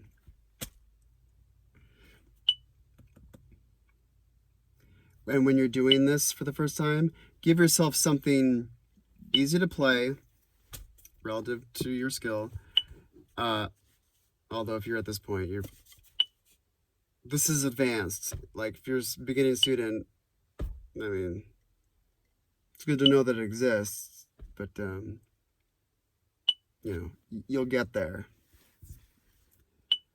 Just you got other things to work on that you gotta be able to do first before to do this. So priorities.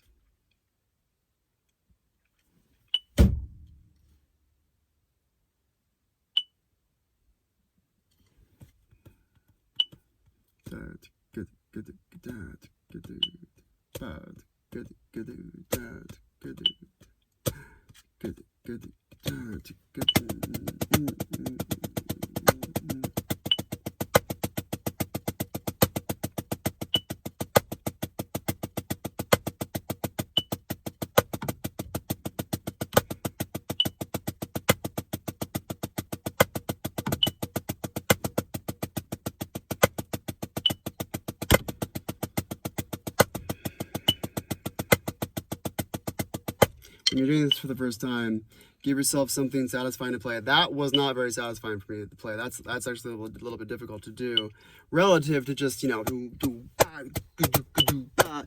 playing something that's just really easy and satisfying and has a hard juxtaposing backbeat.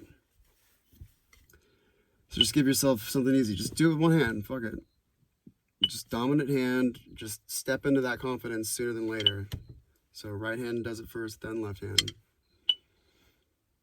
There's an argument for starting things on your left first and then doing it with your right. Talk about that later.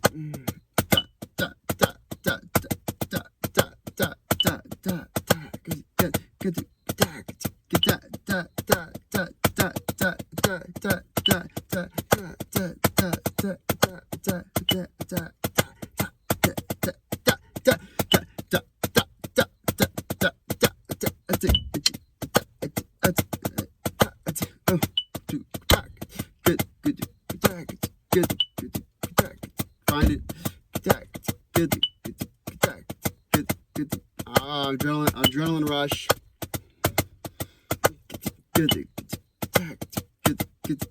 Because I was trying to add my voice and trying out more complicated things, and that fucked me. See how easily it can get away from you? Just keep it simple, baby. Get good at the simple things.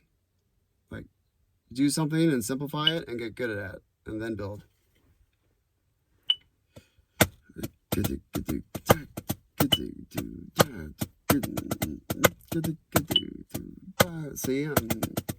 See, now I'm more acclimated to it. See, that time I just stepped right into it. So I have it. I now have it in me. See, I wasn't quite perfect there, but relative to the rest of it, relative to the like, oh, where are we? Oh, you know. Now I've found it.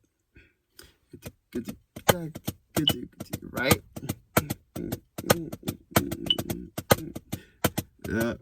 Lay back.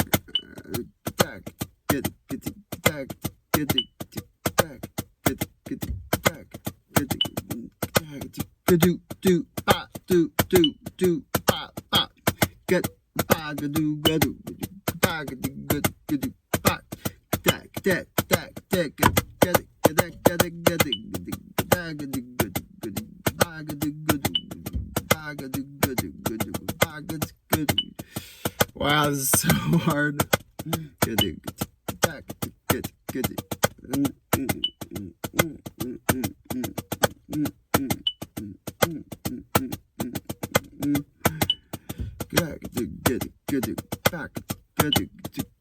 But I'm building I'm sculpting a sense of time. I'm sculpting my sense of time. I am sculpting good time. This is how to do it. A great way to do it is just listen to music and clap your hands. And walk to the beat of the music. That's do that first with your firsty students, right? Oh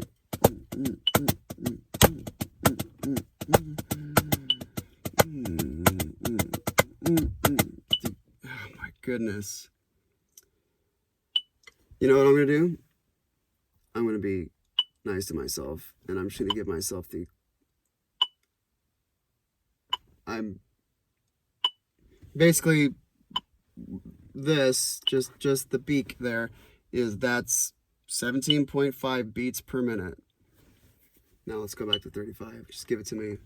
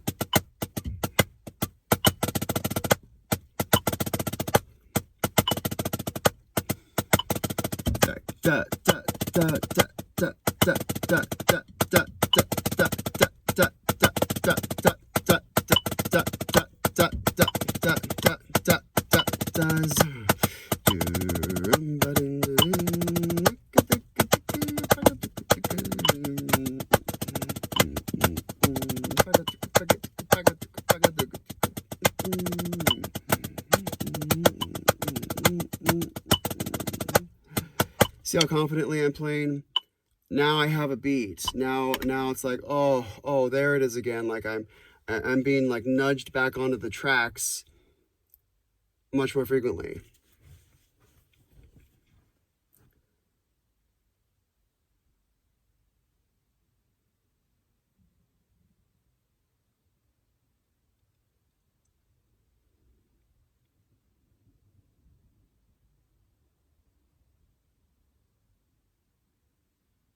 These are training wheels, like a bicycle. This is a handrail for someone walking downstairs. Like the idea is to get away from the handrail.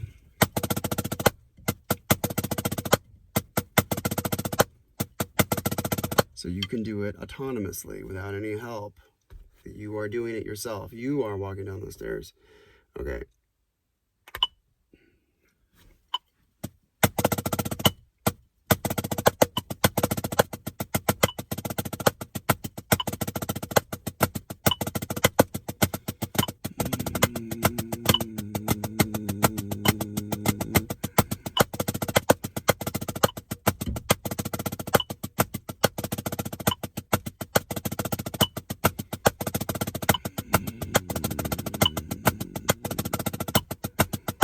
Okay, now let's see if I can take that same flow.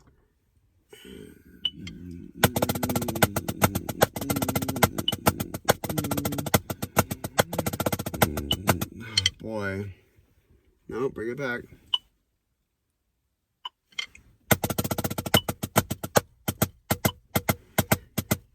I'm just gonna keep it going.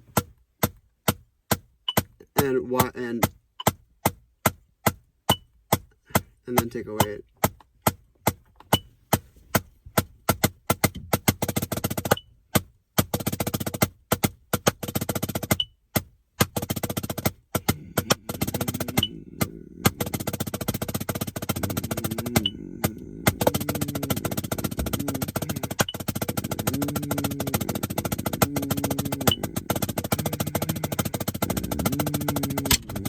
Gosh darn it, seatbelt.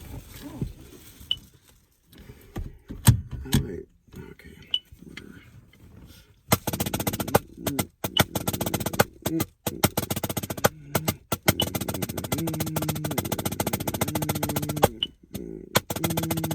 You knew I was going to be early on that one.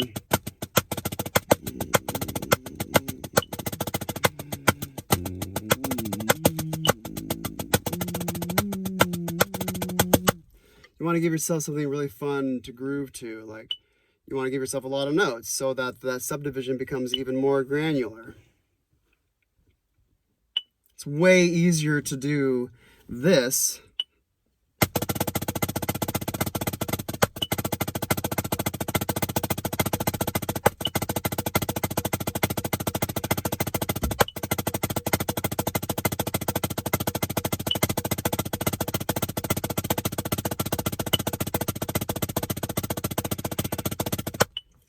gosh darn it, this is so difficult, than it is to do this.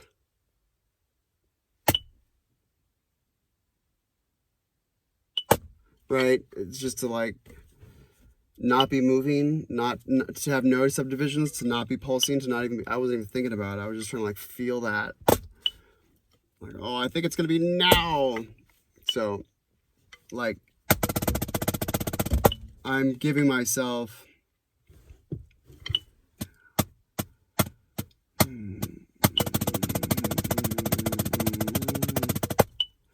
how many beats is that? That's a lot. Anyway.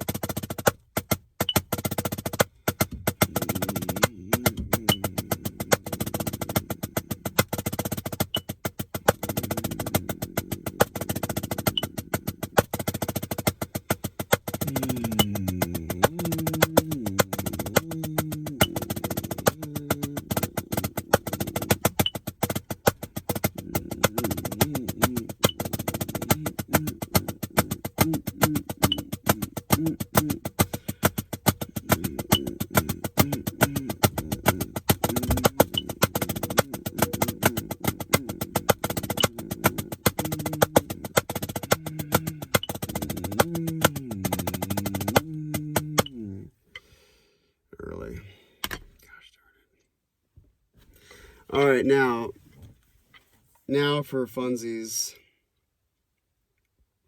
How do I do this? Oh, I just changed, whoops.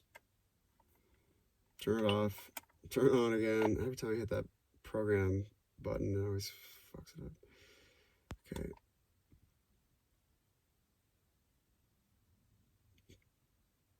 Oh.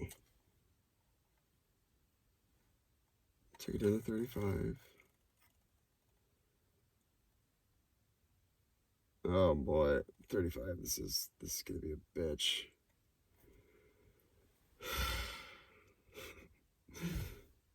Approach it with confidence. I anticipate acceptance, anticipate success. Here we go.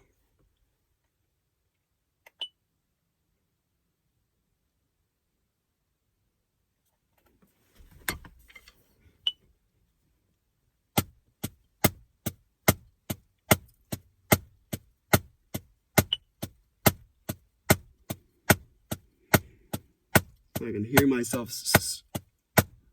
Yeah, I could hear myself rushing.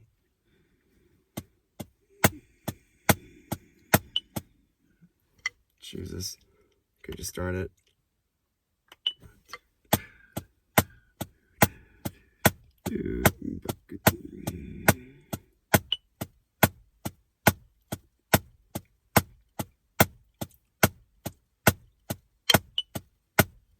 Open up, breathe. Breathe it. It's okay, don't fear being late.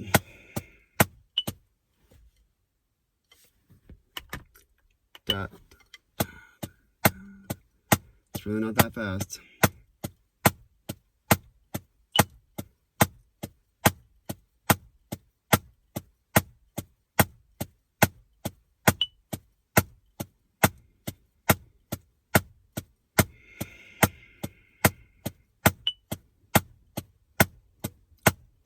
Even. Okay, and I'm going to slow down a little bit, but now I have to re-enter that tempo after I've slowed down. Don't be worried about being late. Have I been late once this whole time? No, I haven't. I've been early every single time. Oh, I was a little bit late there. I can tell I've slowed up. I slowed down because I knew I had sped up and I totally nailed it. There we go. I found a groove. We'll see.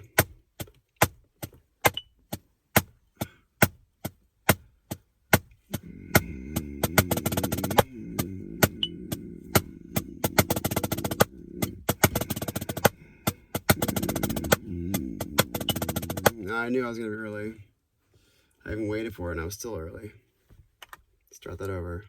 It's easier just to start over.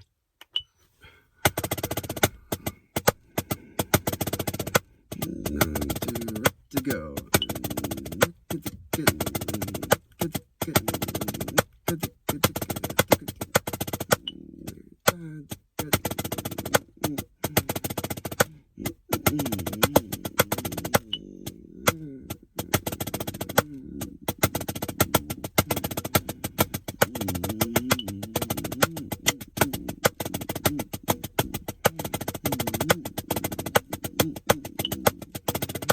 I got fancy and I was trying to put in too many fast things and then I dragged myself.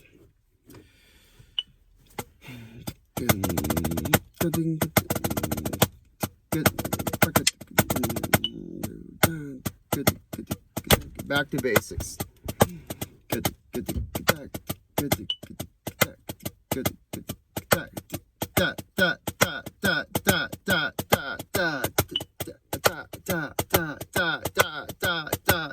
Lay back, take a breath. See, open it up. Yeah, still early. Don't be afraid of being late. Try to be late.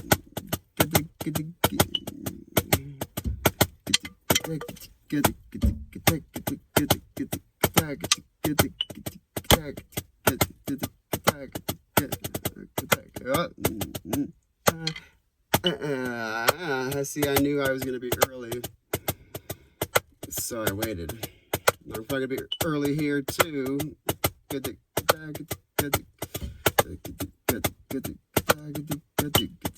I knew that one was going to be good.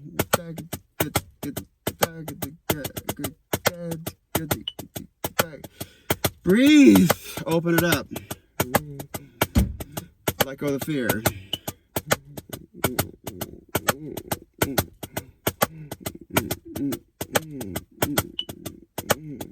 Let go of the fear.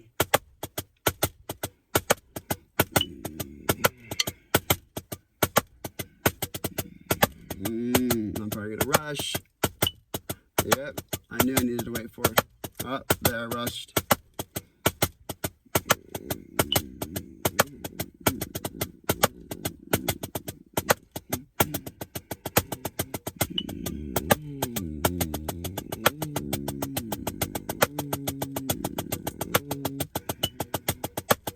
I knew that one would be good. Because all of this sounded good. 3, 4. I'm probably gonna rush. Wait.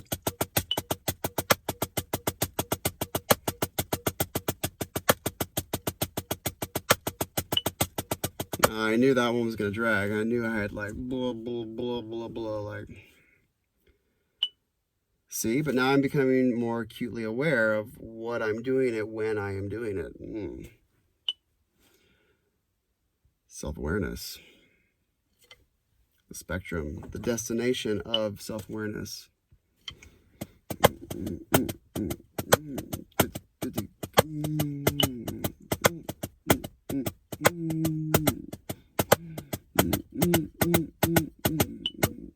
I knew I was gonna rush that one because I went da da da da da da, and I went faster. This is keep me honest here.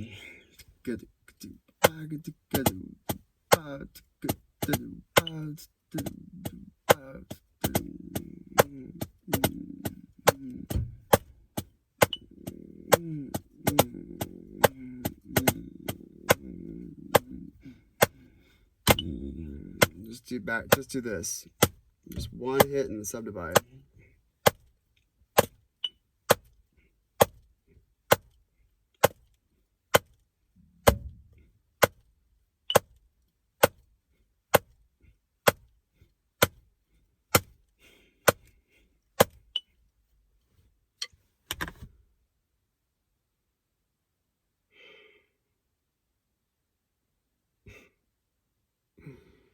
Oh my God, this is kicking my ass.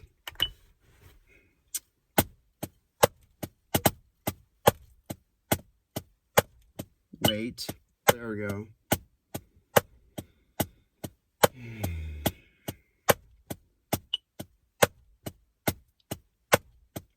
Let go of the fear.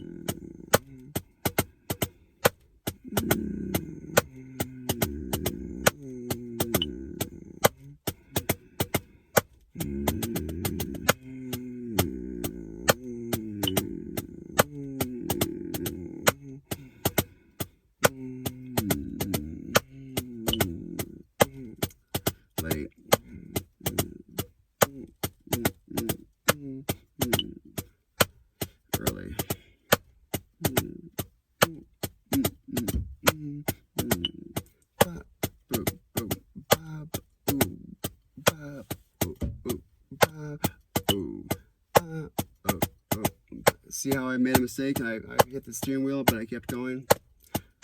It's called recovery. Let's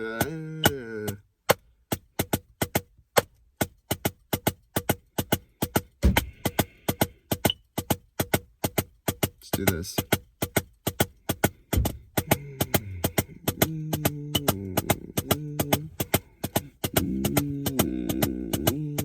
Slow it down, go. No, I was late.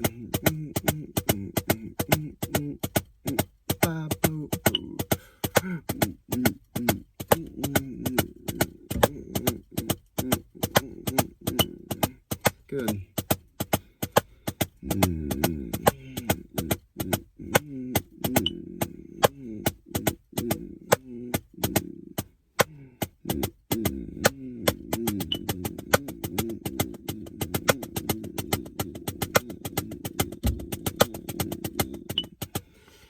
knew I was gonna rush that.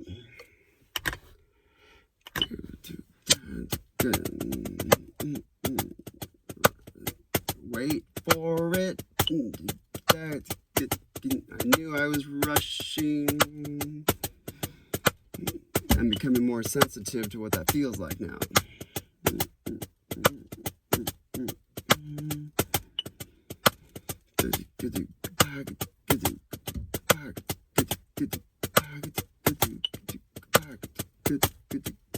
Really let the right hand lead. Let the left hand follow.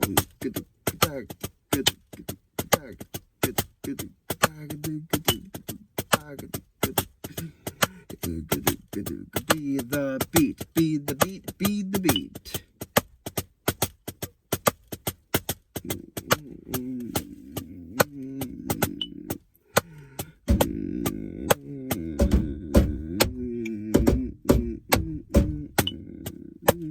Hey, I did a distraction here, but I didn't let it get away from me. And I hung on to my internal sense of time, even when I was talking there. It's good.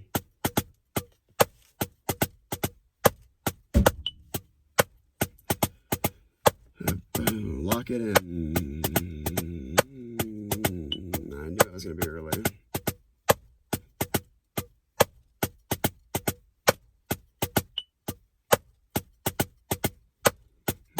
It's not as fast as I think it is.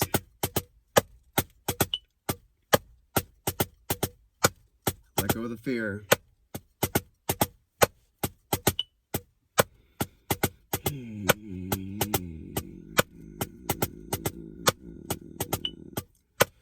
Let go of the fear of leaving the nest. This is all just self-talk therapy. Early.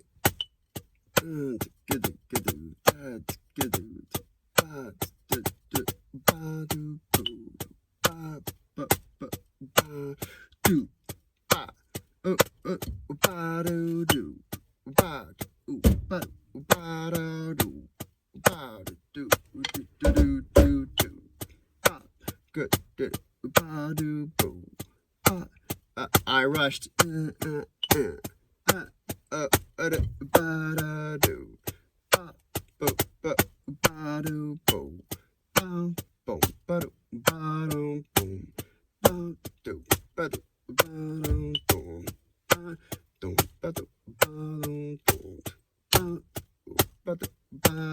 Wait. No, I had it right.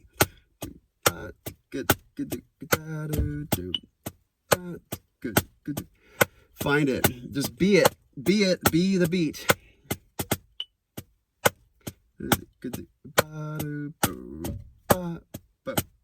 Don't get excited. Don't rush. Excitement causes me to rush. Adrenaline causes you to rush. There we go. I'm really thinking about this backbeat. 3, 4, 1, 2, 4, 1, 2, 3, 4, 1. I'm anchoring myself with that shot. Back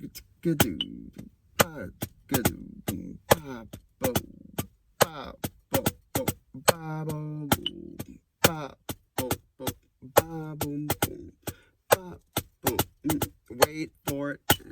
There we go.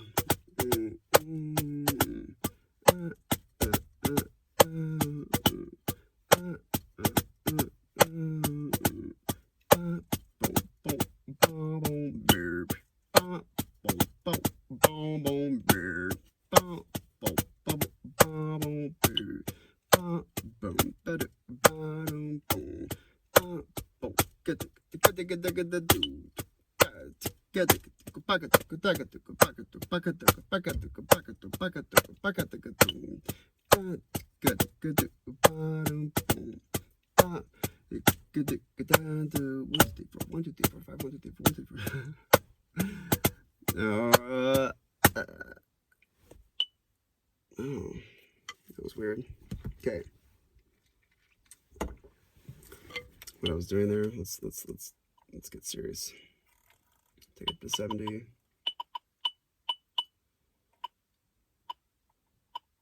Bucket the bucket the bucket the bucket the bucket the bucket the bucket the bucket the do do do do do do do do do do do do.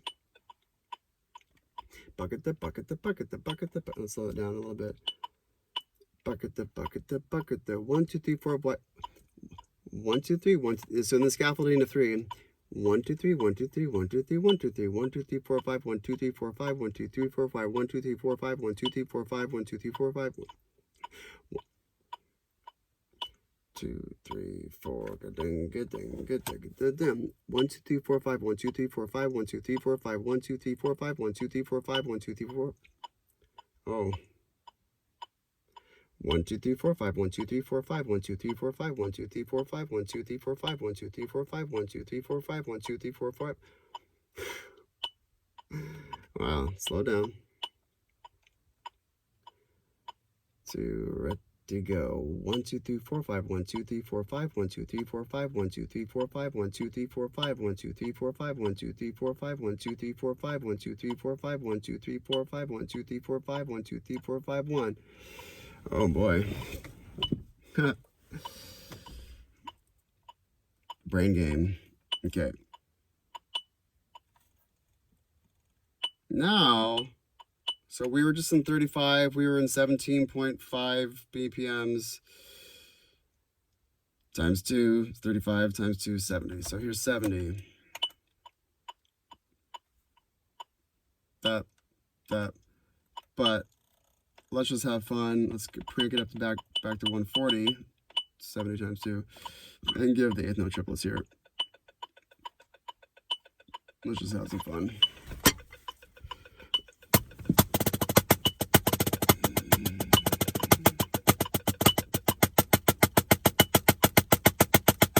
And see if I'll try to estimate whether all of that, this side of the metronome spectrum practicing helps now this.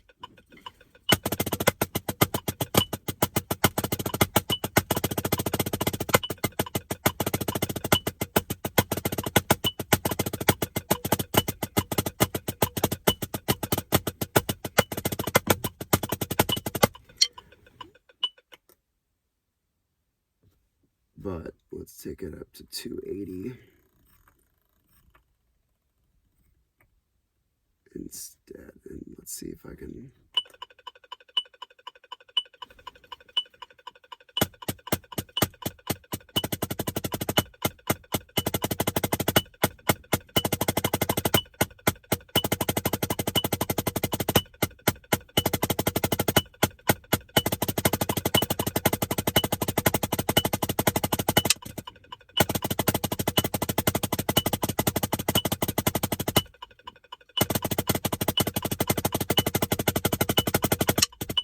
I could just, I'm thinking about my right hand. Watch this.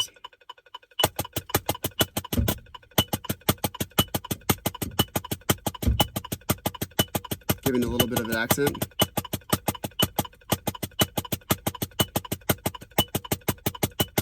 Versus no accent, they're just all the same.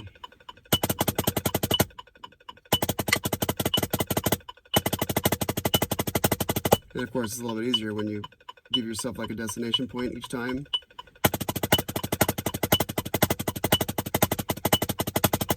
It's more difficult to just to go rapid fire, even strokes.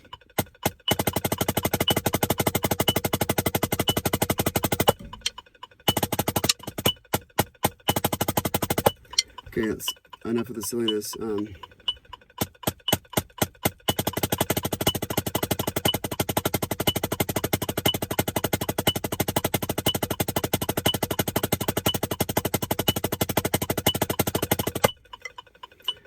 Alright, we don't need that pulse in there.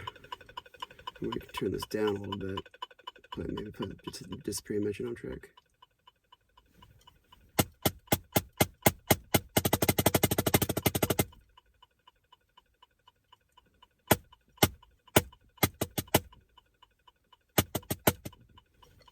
This is basically in duple for me. I'm trying to like translate it to triple.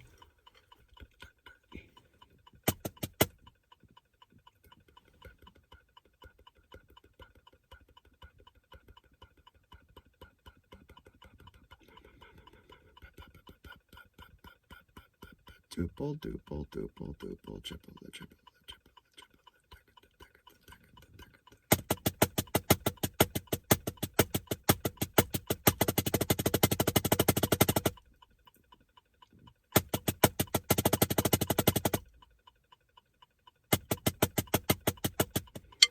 Damn, that's difficult.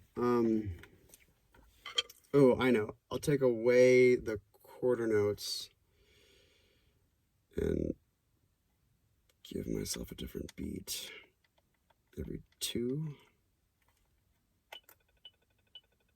Ah, there we go. Now that I have a beat every 6, which is what I want to do. 2 times 6. 2 times 3 is 6. 6. 2 times 3 is 6. 3 times 2 is 6. Okay, but I don't need all that. I just need something to grab onto.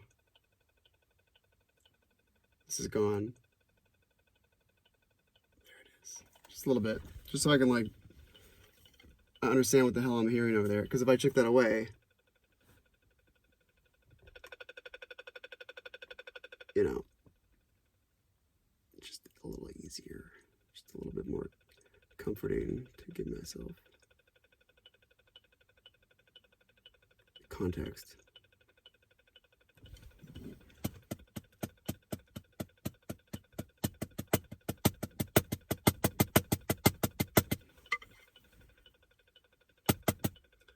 I switch sticks because there's a nick on the tape and my fingers go down this way on the left hand, so I don't like touching that nick.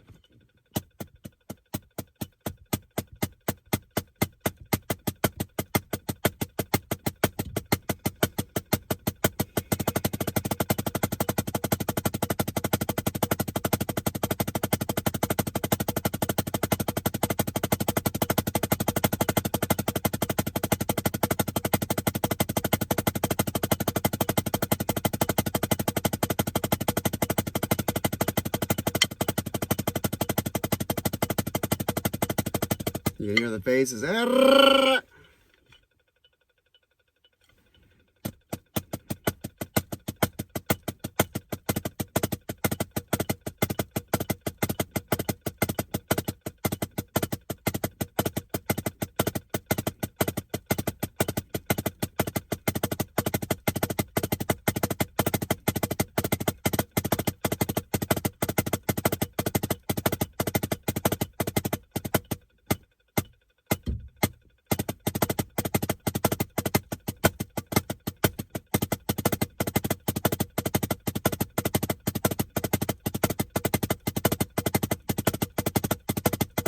Wow, that needs work.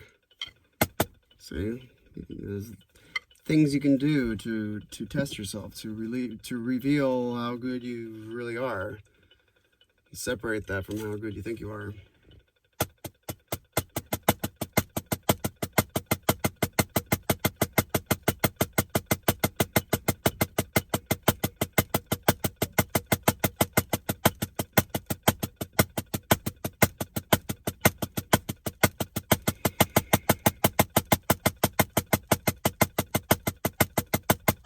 I want to hear a little bit more of that beat.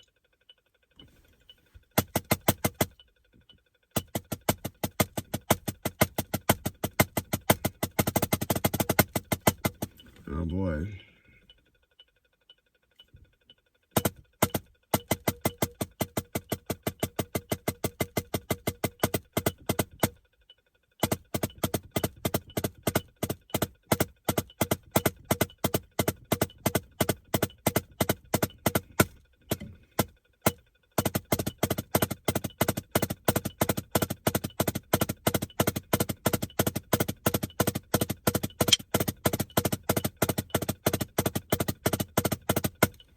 Isolating what the left hand is doing.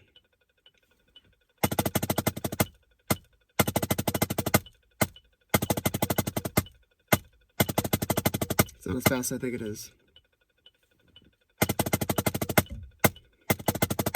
back.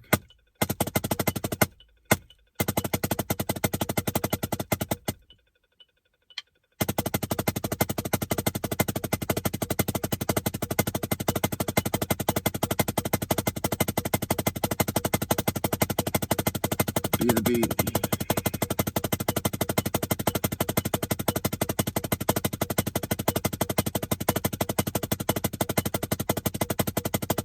Oh, you hear all those microphases?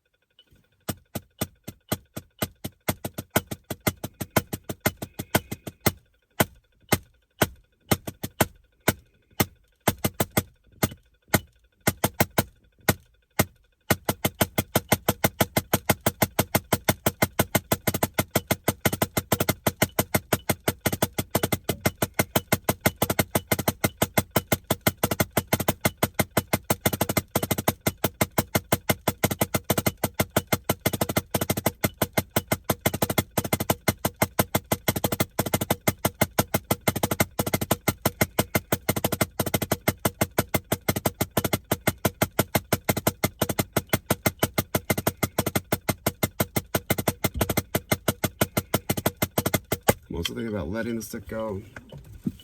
I'm too much. My body is influencing this too much.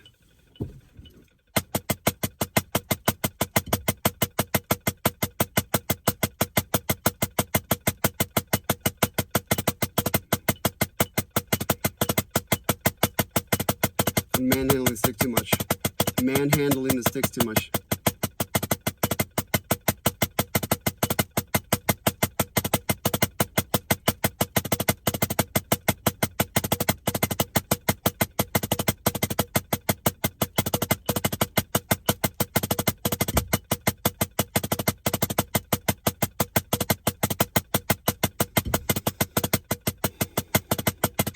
Head up.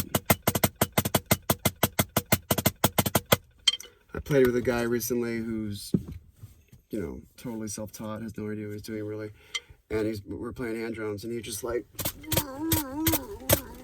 he was just like in pain doing it. Like his head was way up here. He had no control over his body. He had zero control over his body. He could barely play the drum. Like, and you gotta have control of your body if you're gonna play drums. So, like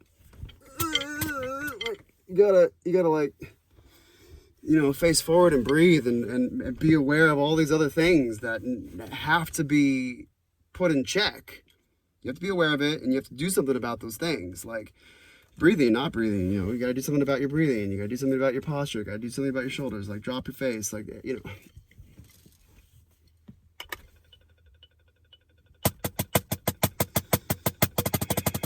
So when I start to do this and start to like, nope, head up, neutral body,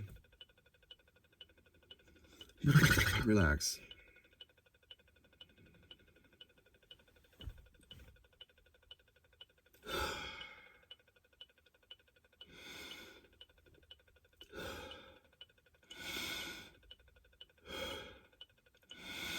Putting lots of oxygen in the blood. Pardon me.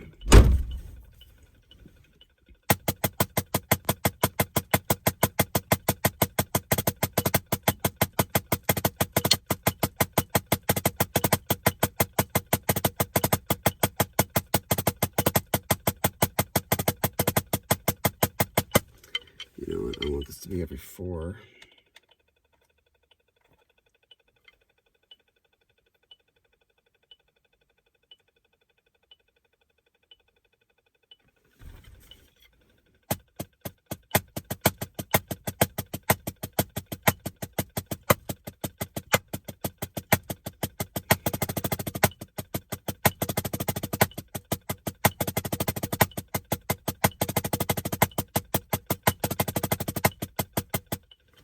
Hear all the fuzzes? Let me turn it up slightly so you can hear some fuzzes. Hopefully not. This is me trying to not fuzz. I'm not deliberately fucking up, which I do plenty of times for you, but this is me actually trying.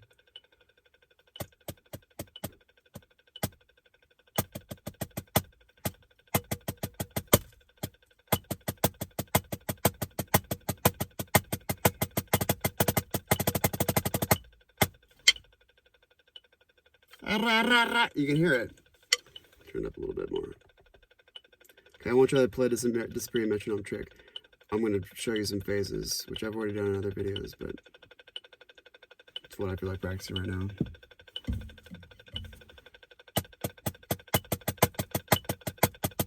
Give myself a little bit more of that beat.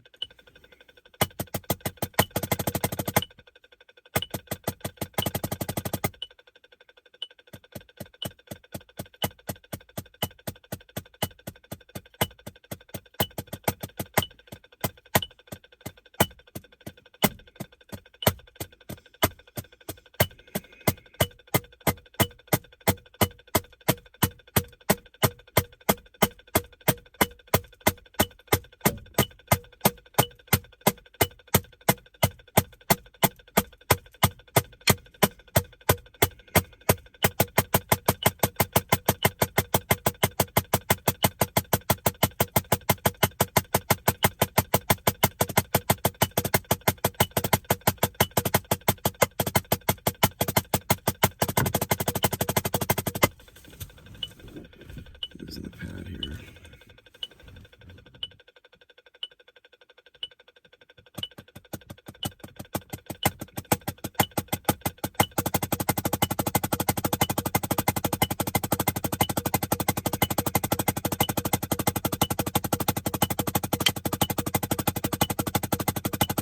It's not as fast as I think it is. Way back. Let go of the fear.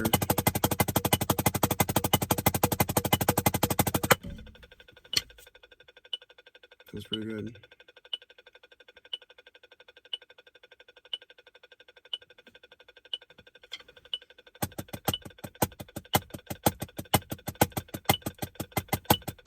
Left. I'll go left hand lead.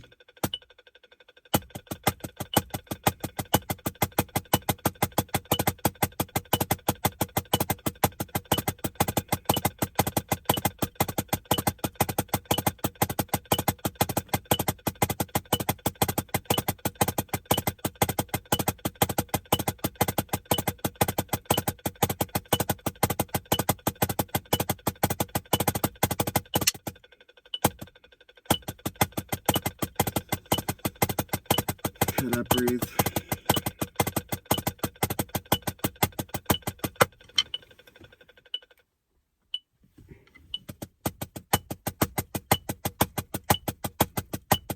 Just log into the beat for a second.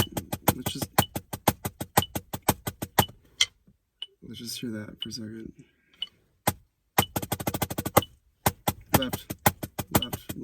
Left hand lead. 1, 2, 3, 4.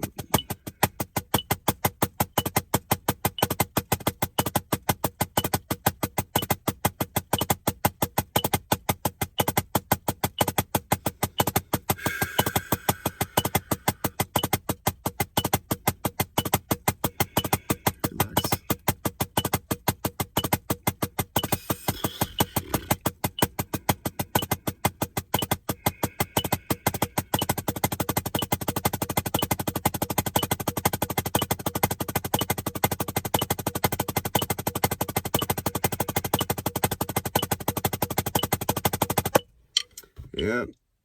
And now that I do more of this, I can hear the flaws in that. I'm becoming more accustomed. I'm getting better at hearing bad playing, and therefore better at hearing good playing too. I'm just better at hearing what the hell is happening. I'm getting better at recognizing what's happening. Okay, let's bring it back.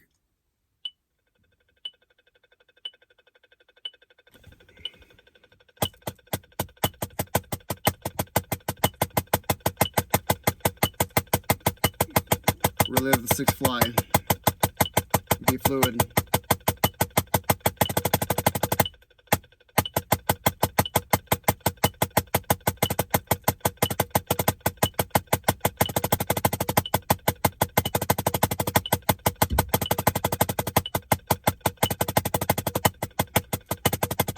Bop, bop, bop, bop, bop, bop.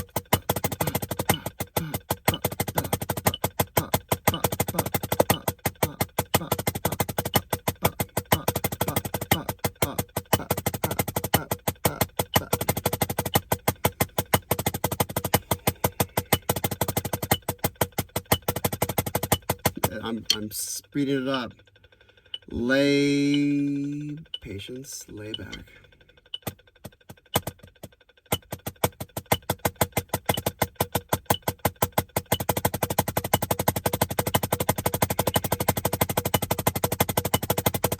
There we go.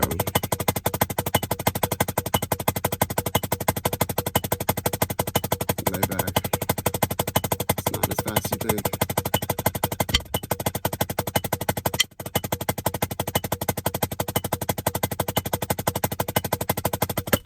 This is really fast and exciting, and that's when to be the most amount. That's the moment to be the most aware of the strong potential for an adrenaline rush that's going to speed you up or screw you up somehow.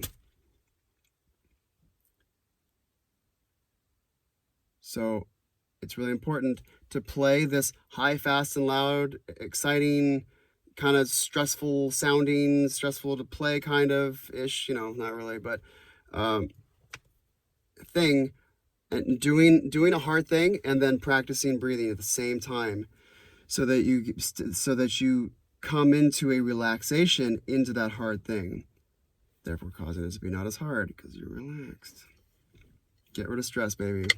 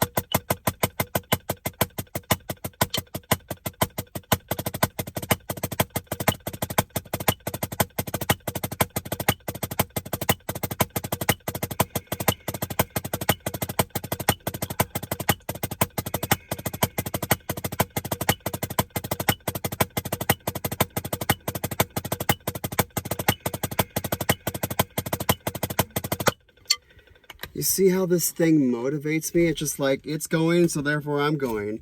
This is why it's extra important to have a metronome with you, because then you end up just practicing more.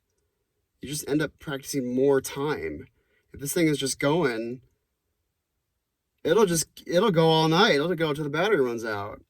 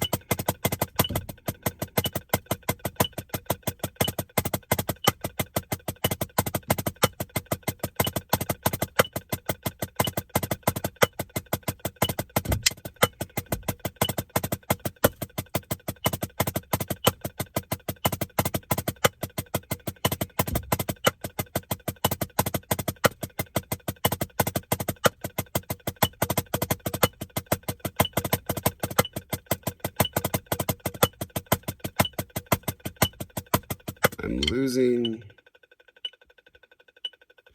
Bop, bop, bop, bop, right, left, I'm losing that. Which means that none of it has hope after that. None of the rest of the minutia, none of the other subdivisions have a chance.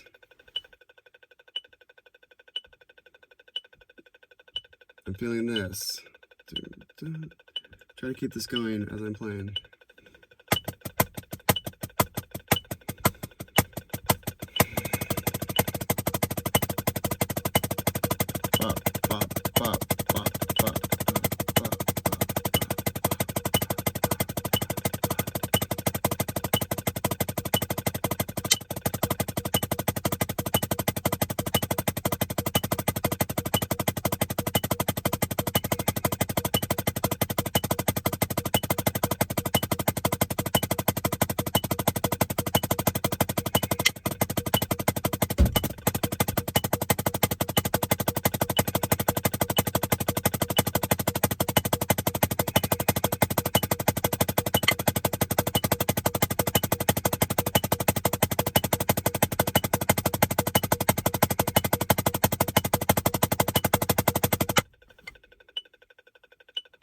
That wasn't too bad.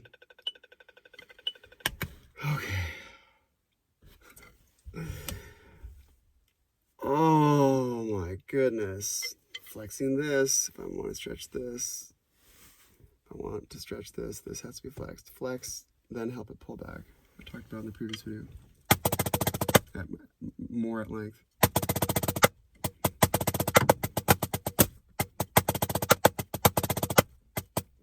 At more length.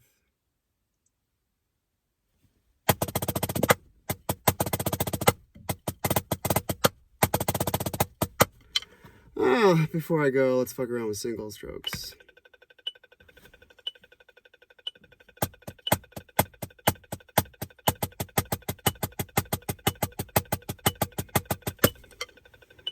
Let's get rid of that triplet for a second.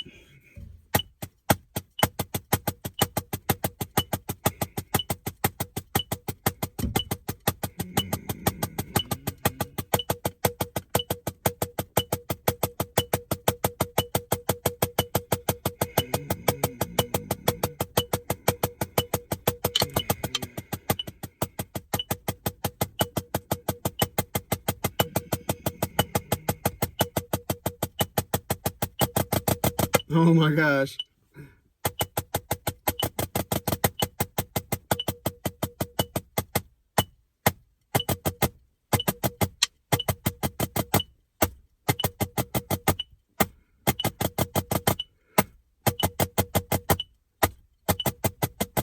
If I can't do that cleanly, then there's no way then that's gonna be clean.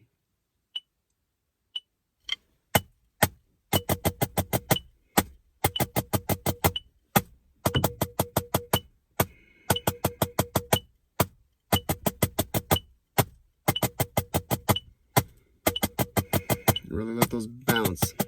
I'm just dribbling these.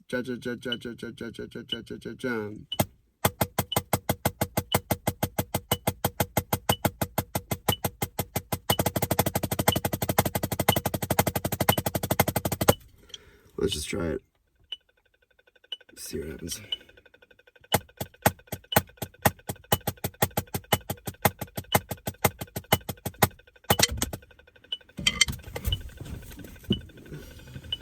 Control the arms, control the arms, control the arms. Don't let these hit.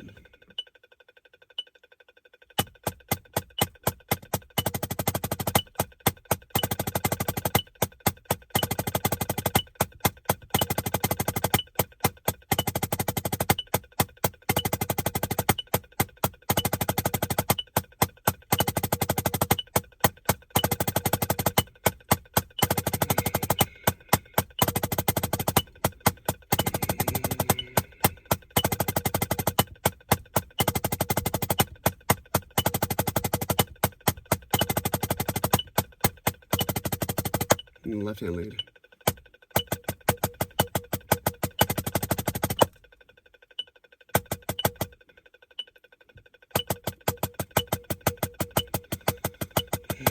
Now I'm gonna actively tell my right hand, it's okay, you don't have to be the leader all the time. No, just lay back, have patience, be subservient to the left hand. In the left hand, you make sure to like really take charge. You're not used to doing it too often, but you know, you guys are both uncomfortable in your skin right now. Just breathe into it, it's okay.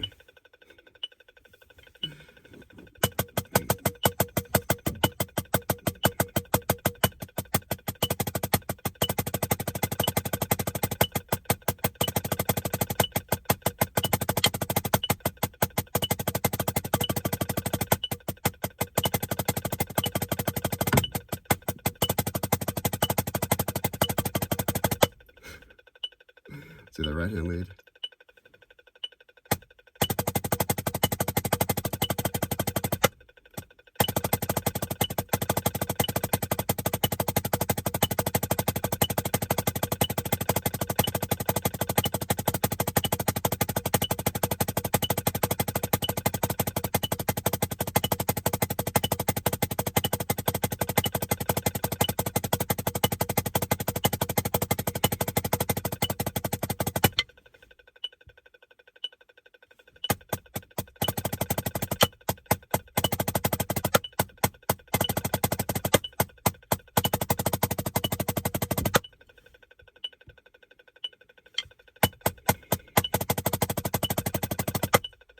Oh, I rushed that.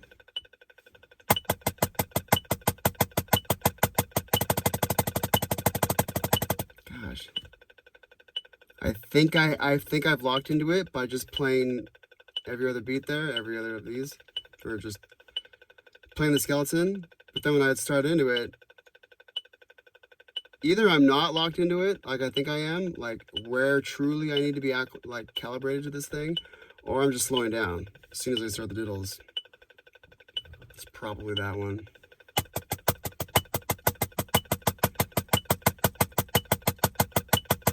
Don't slow the diddles down. Or rather, instead of saying to your subconscious, don't do something, just tell it what to do. What should we do? Drive through. Drive through the beat. Push. Drive the beat. That's what we say.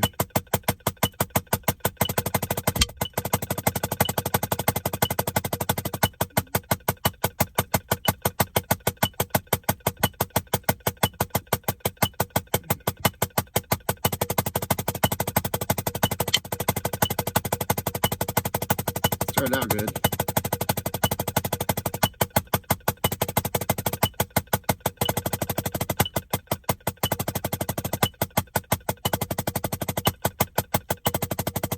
Yeah, there we go. Those last two were good because it's not as fast as I thought. It's not as fast as I think it is. It's okay.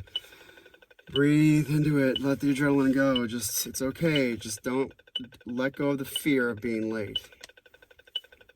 Got that fear in me.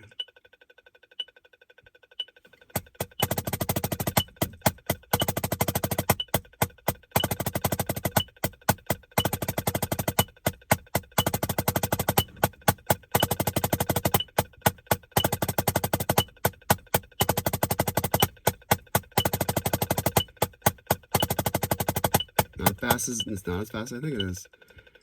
Listen to myself. Take the instructions. Apply the instructions.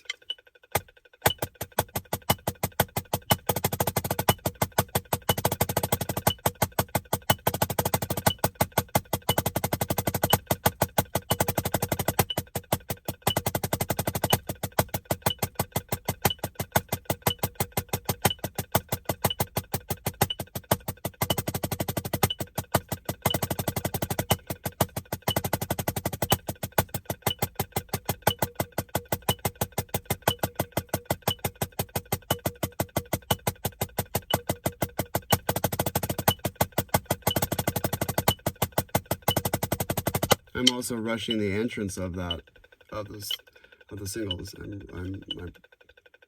I'm anticipating it being, oh my god, here it comes. It's fast and exciting. Oh my god, it's gonna be fast. I might drag it. Oh shit. Like that fear of dragging causes me to jump into it early so I'd have enough time to finish it on the time.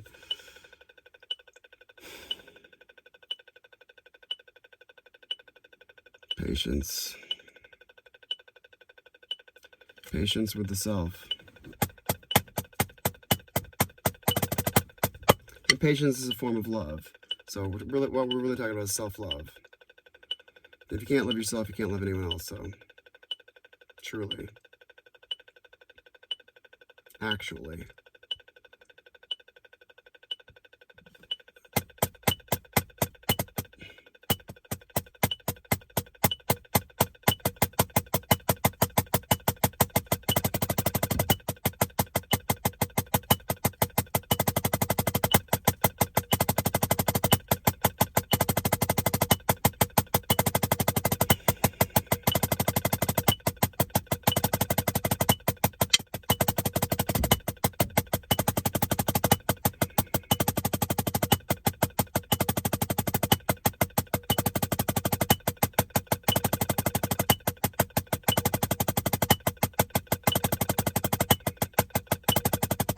See, I'm jumping into it early.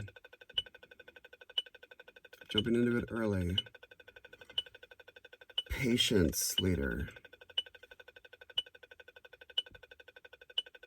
Getting there first isn't better. It's not a race.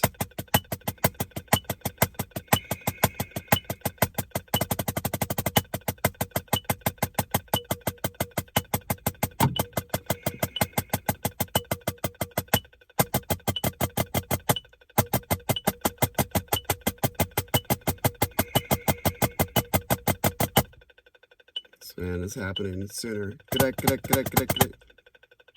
therefore, I'm going to elevate my heights of this one a little bit more.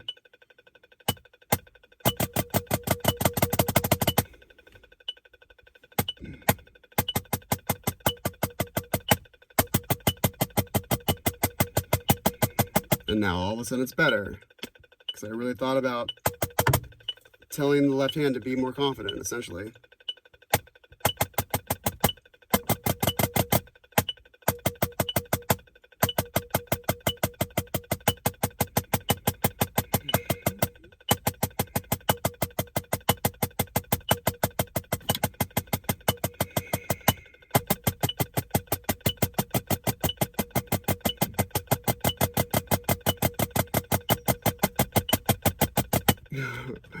Oh, it's starting to go off the rails.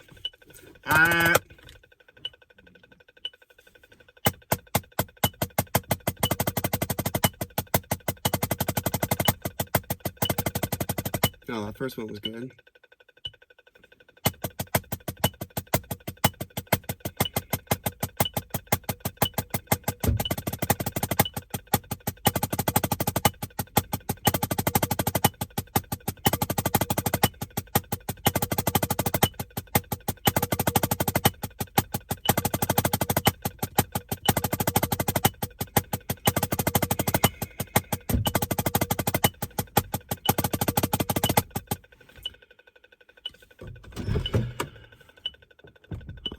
Feels good. The night is cool.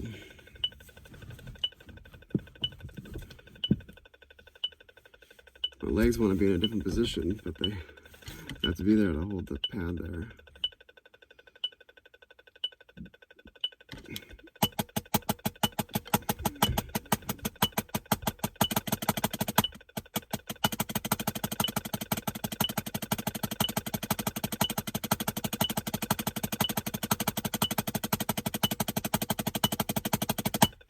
All right, the end sounded pretty good, right?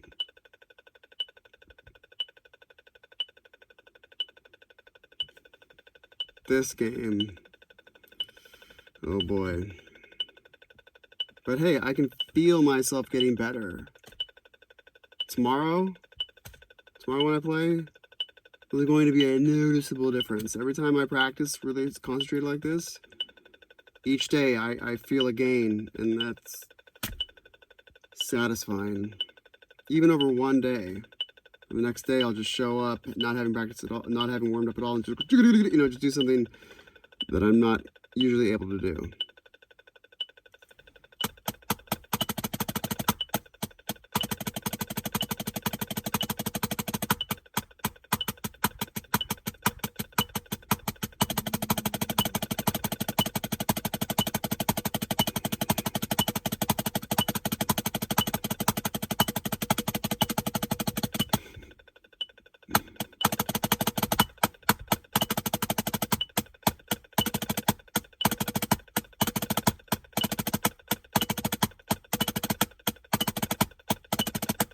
right, left.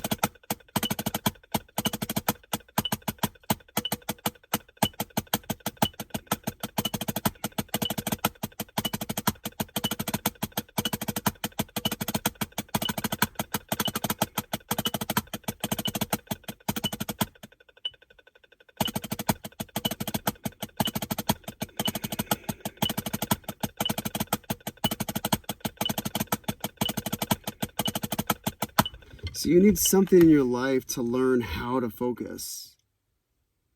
This is how I learned how to like just stay in this zone of focus. Focusing on something meaningful, something that's rewarding, something that has value and that I can contribute with.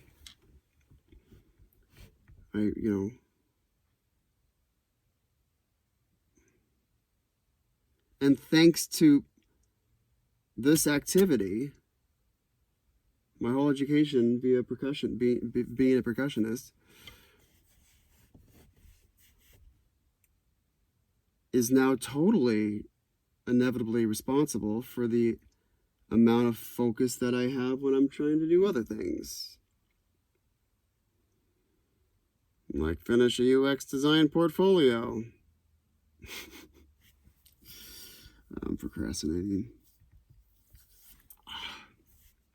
See, but I know I can do it.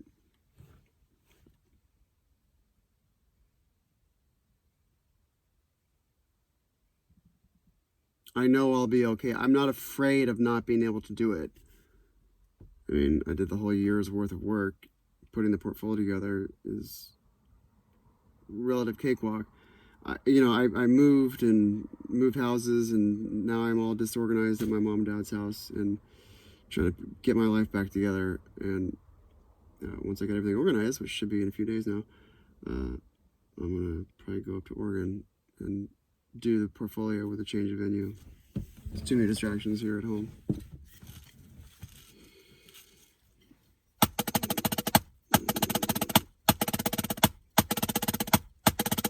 And the majority of the work that I did for the course, then I put it into the portfolio, I did while with a change of venue. I bailed. I left. I went up to Big Sur a lot and hung out in the tavern there and with my laptop and cranked out the stuff.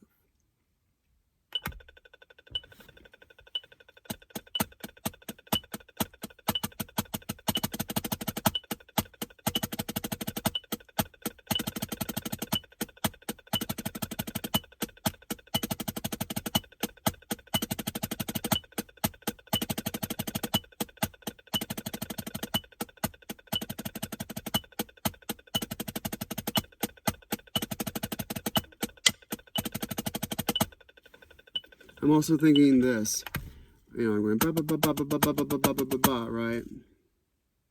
How many beats is that? 13, that's right.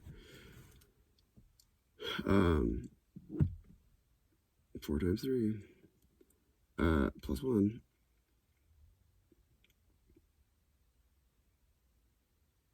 So I'm going bucket the bucket the bucket, or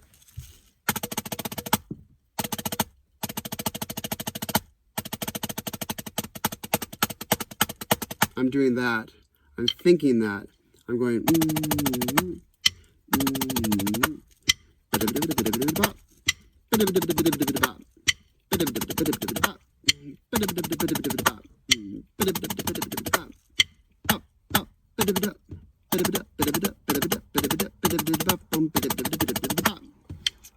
So, but what I'm thinking, I'm letting the.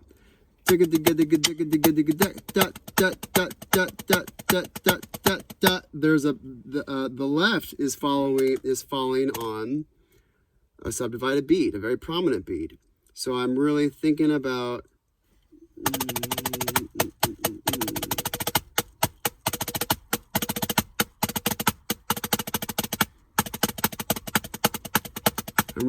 that, but I'm not doing that in the hands at all because I don't have time to do that. I mean, I guess but that's not what I'm doing.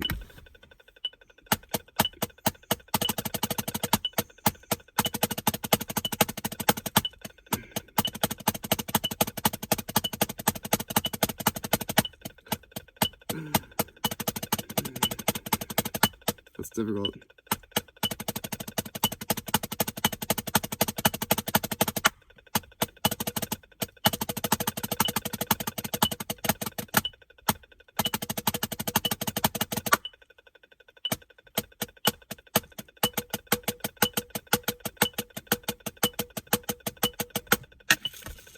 But actually, what the left hand is doing with the right hand lead is,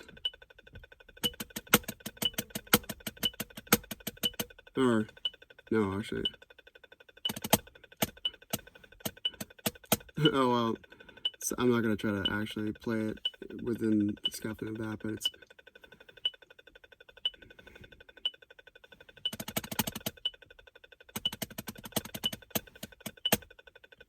it's doing this.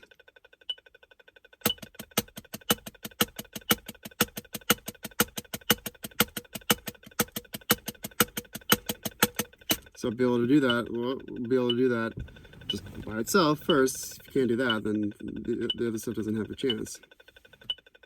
It's building blocks. You need a foundation to build a house on. If you don't have a foundation, then you don't have a house to build.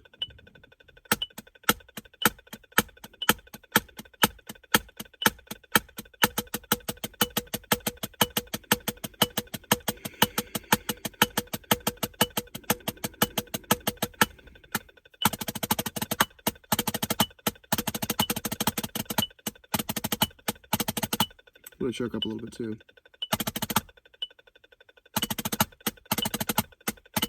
Which gets rid of some of the bounce. Which puts me more in control of what's happening with the six.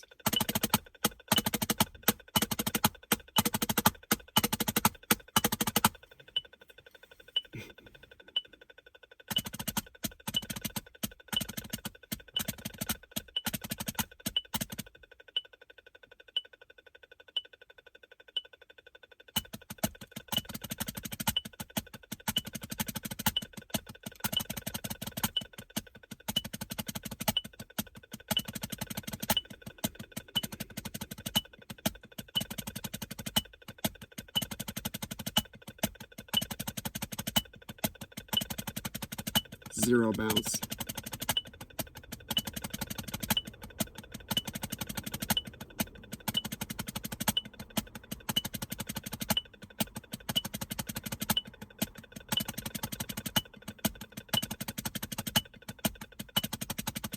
Don't be early.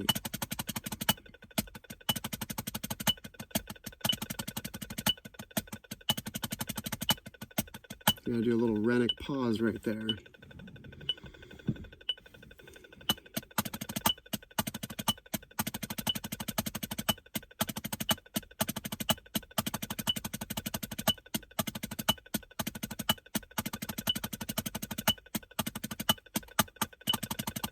Left hand lead.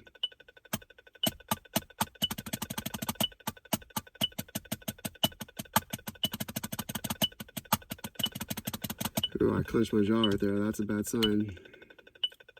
That's a sign of stress. And I'm aware that I did it.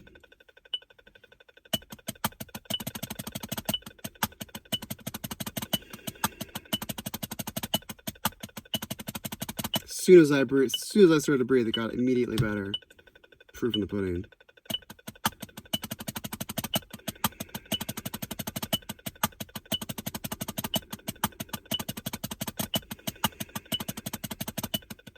And by focusing on other things like breathing, I stay above this. Like I'm in it, but I can stay observant of it. I can step out of myself and like look at this objectively. Like I'm like not with the chicken with its head on the line. I'm above it, and like my friend, like.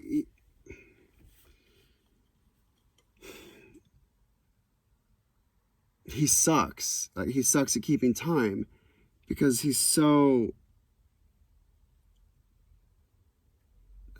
seems to have zero self-awareness when he's playing drums, to be fair. He does teach yoga. So that's definitely someone who's in their body, but applying it to music he hasn't gotten that one down yet. So, be so self-aware of this, or be so self-aware that you can be aware of what's happening with the action, what's happening with your breathing, what's happening with the micro things. If you're clenching your jaw like I do, all the things, all the indicators of stress. Figure out what you do when you stress out.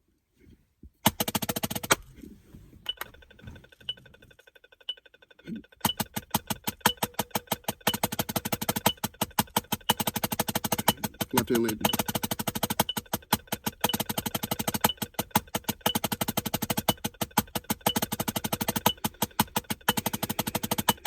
Head up.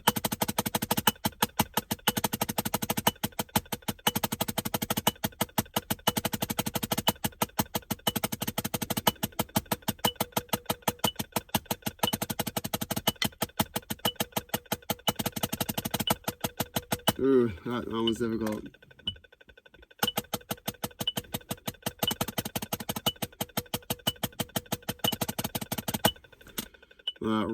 My right hand, who's always used to leading, does not like that. Something to practice.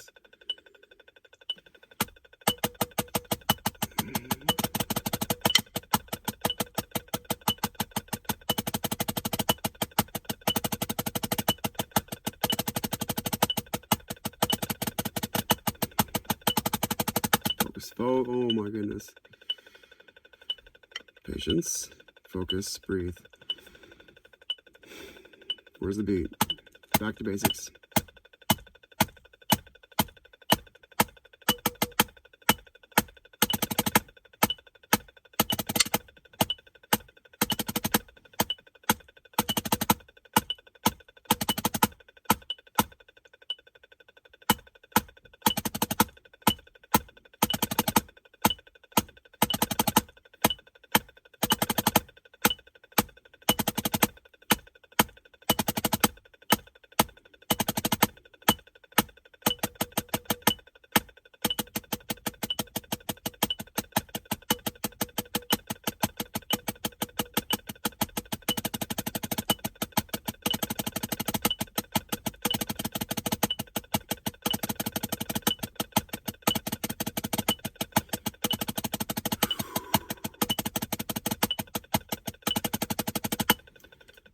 So that last one was a lot better than the previous, because I told my right hand, it's okay, you don't have to lead, just be subservient, just respond to the leadership of the left hand.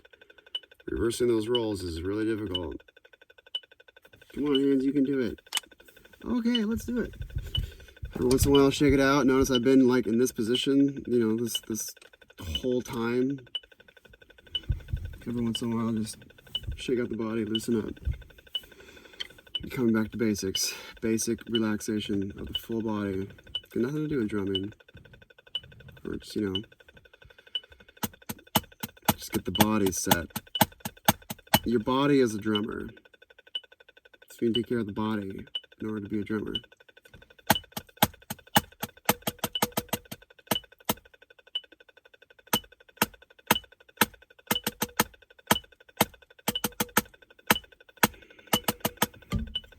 Let's do a little bit of this.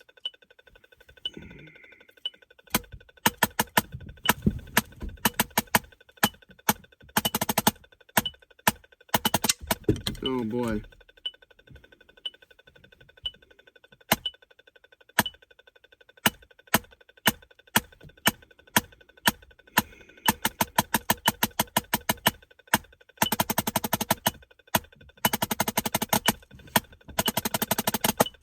Oh my goodness. You know what? You know what we should have done a long time ago? That's right. Slow it down. Let's go to 220.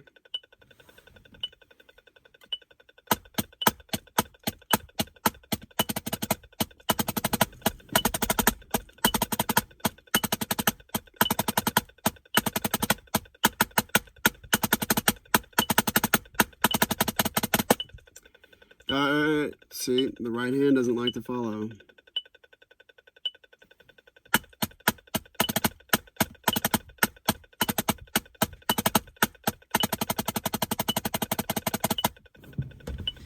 my leg is in the way of my other stick.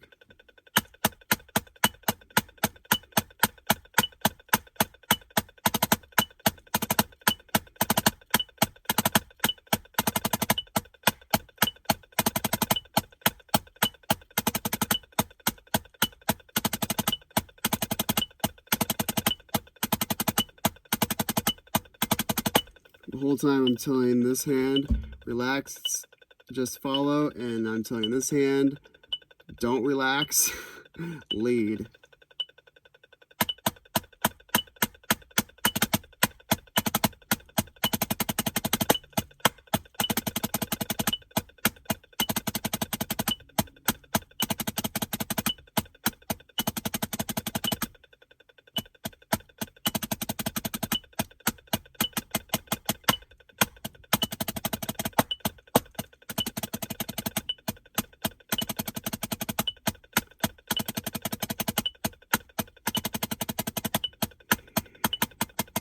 Really push through. Really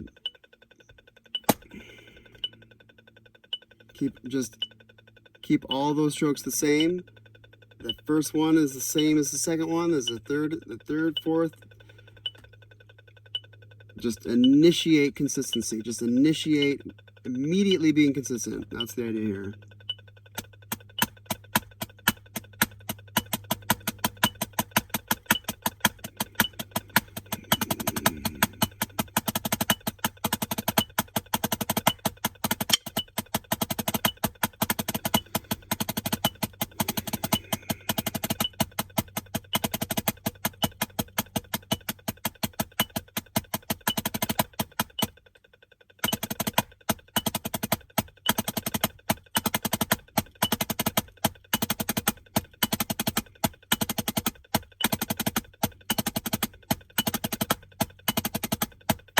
And the reason why you want to play left-hand lead every once in a while, the reason why you want to switch leads is because then when you put that hand that's so used to following in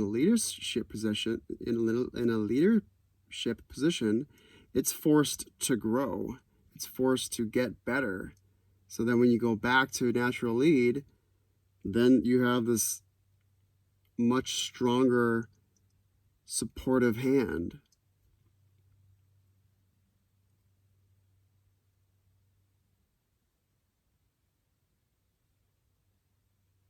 Like, you don't really know how to be led until you've led yourself.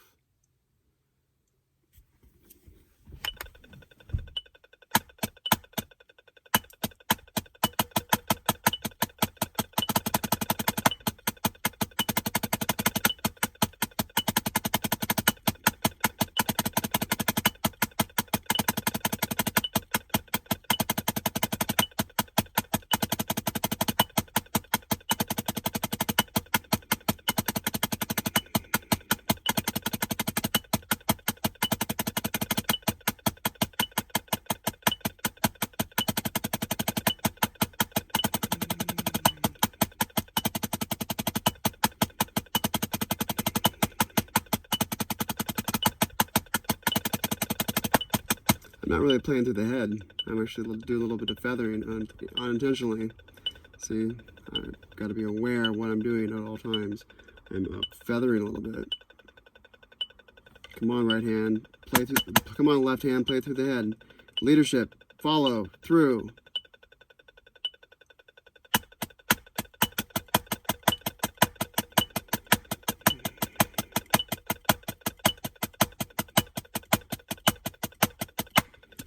Feels foreign. It's my left hand. It just is never gonna feel. Just never gonna feel right. It's just. But it can get close. It can get more comfortable. It's never going to be as, but that's okay, because this hand is usually following. This hand is usually leading. This hand is usually leading. This one is usually following. So.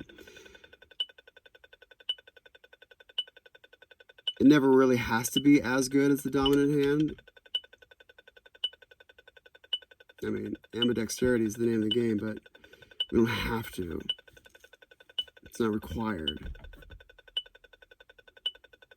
but it is very good to do because it just rounds out the whole rest of your playing.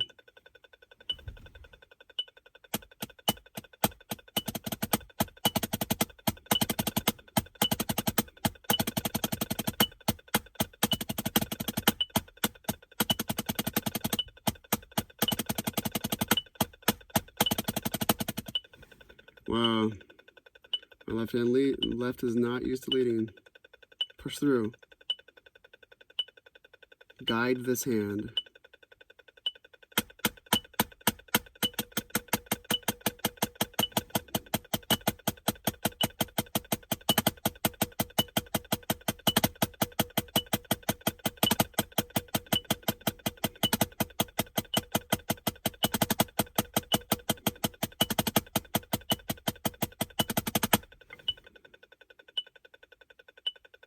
That's difficult to just insert it. This hand is just going this whole time.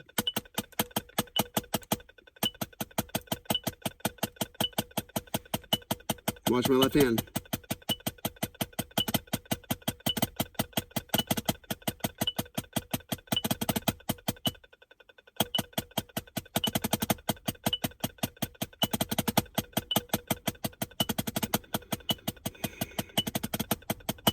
The left hand is not moving, it's just staying the same thing. So just like insert that other hand, especially switch leads.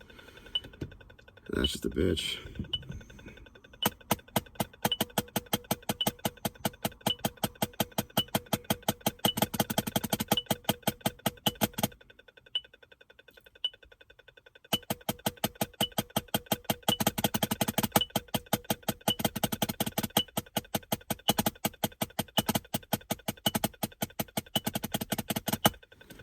Maybe I need to be less loose with this hand. It's so used to being so strong and so dominant and so loose and free. Maybe I need to tighten this up a little bit. A little less finger, a little bit more wrist.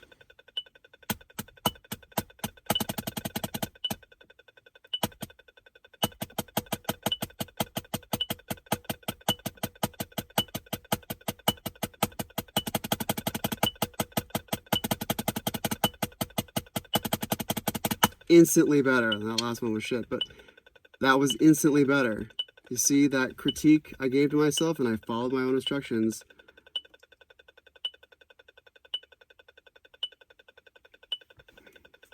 Learn how to teach yourself. This is the objective. Teachers, teach your students how to teach themselves. Apparently I was well taught, because now I know how to teach myself. I know what things to look out for and what instructions to tell myself. To tell anyone on how they can get better, be it someone else or me. I'm no different. I'm not special than anyone else. Talking to someone else, talking to someone else, talking to me, doesn't matter.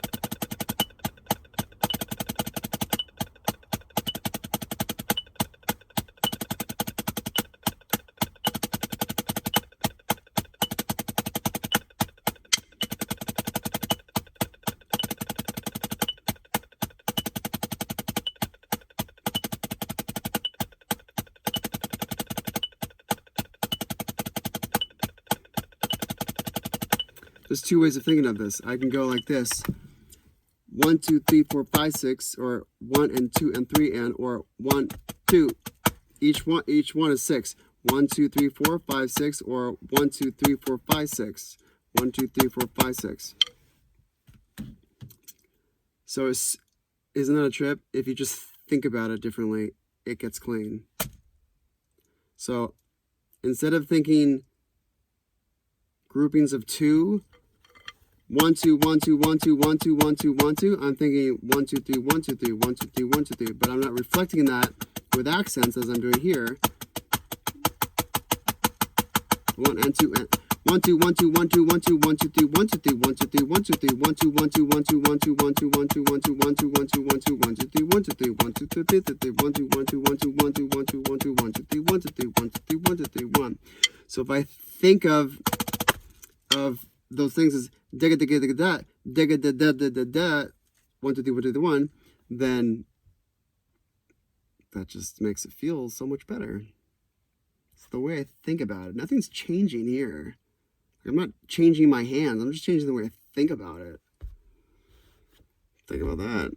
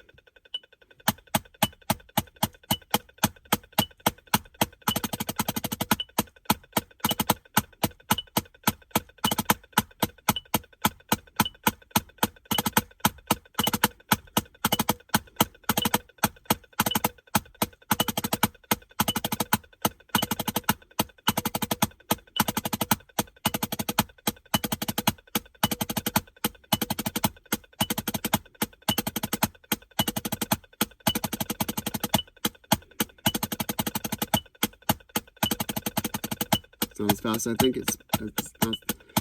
Micro adrenaline rushes.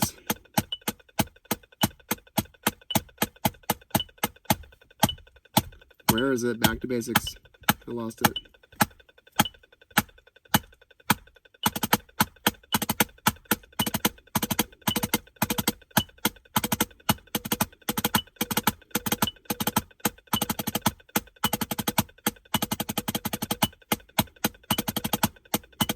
Relax. There we go.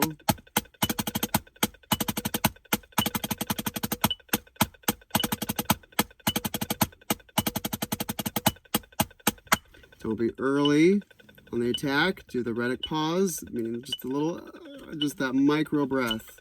That micro breath in the mind before you start.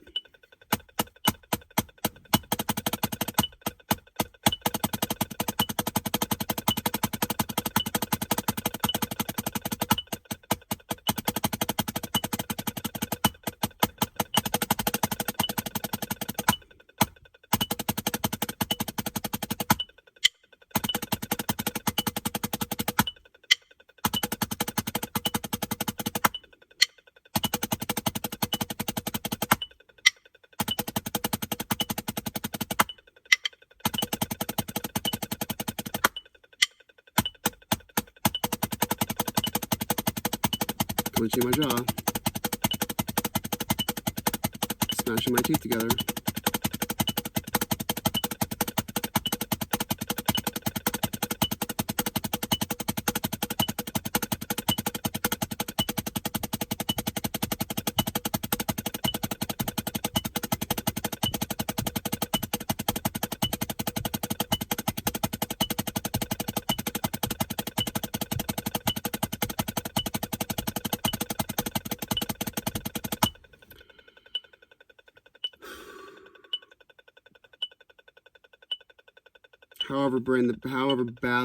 However bad your train wreck was, however bad you broke is then needs to be then proportionate to then how long you take a break for. Like, metronome's off, hands are down, doing a little stretch. Like, the fuck up needs to be proportionate to how much you like recalibrate.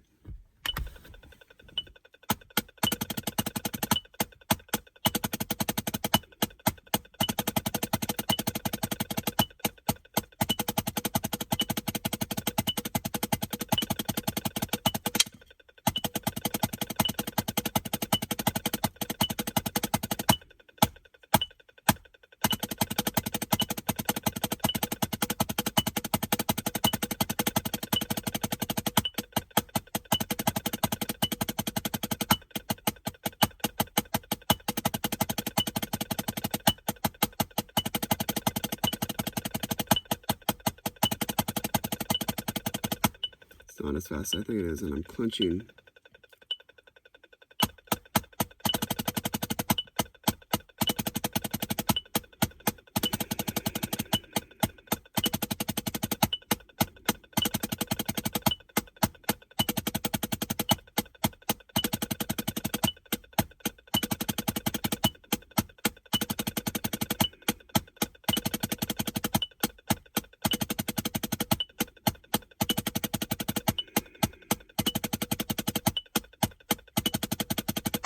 Hear how it's got so much better? I took the volume down a little bit. I took the edge off of the aggressiveness of it, therefore calming my nerves a little bit, calming the adrenaline, and then I was able to settle a bit more.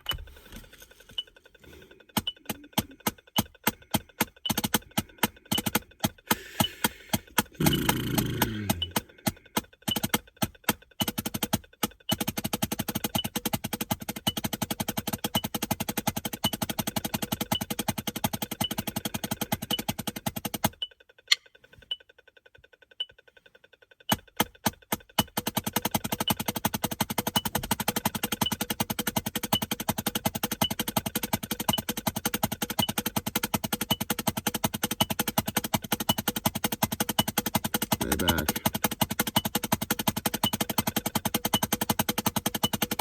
Bring the volume down. Just chill.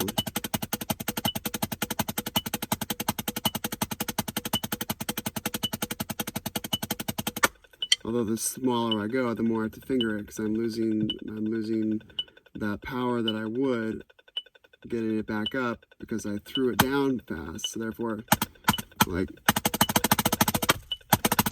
those are all true bounces.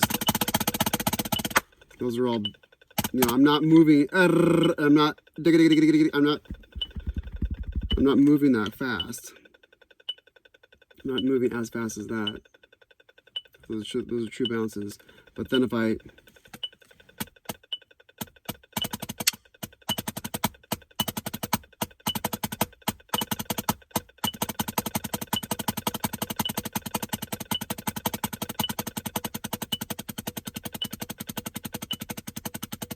see, when I take it down like that, now it's it is dig.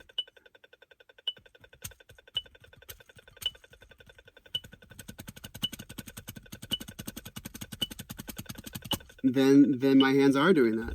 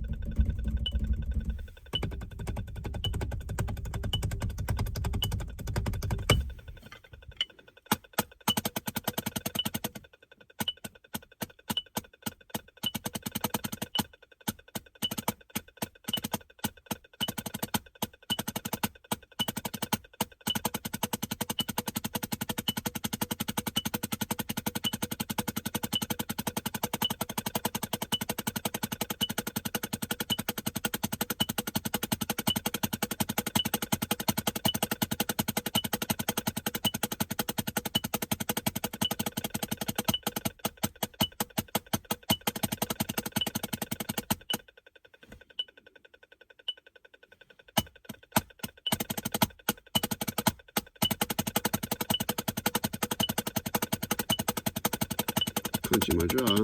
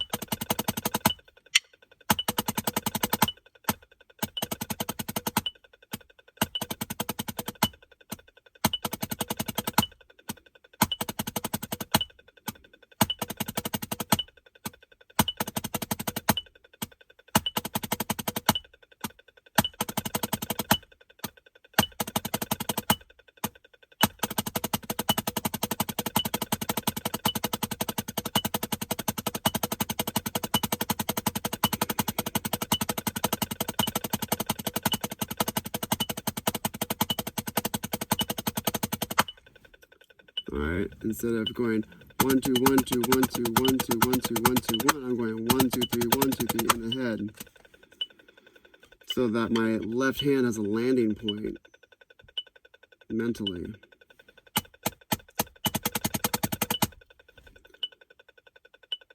Let's see if I can just immediately be into it instead of just right off the bat. Don't get bitchy with myself.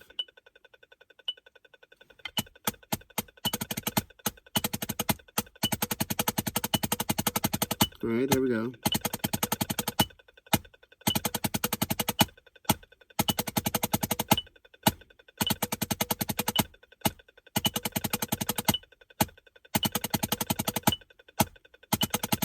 My back.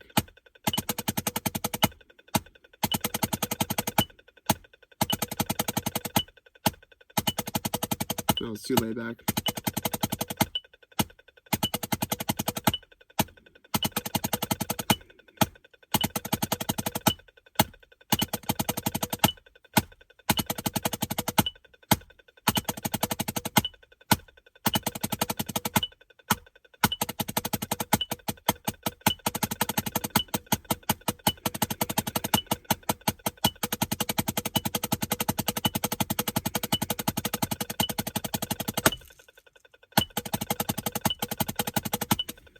Right into it.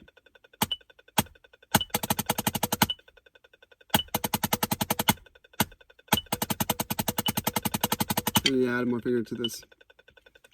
All right, a little instruction to myself, add finger to this.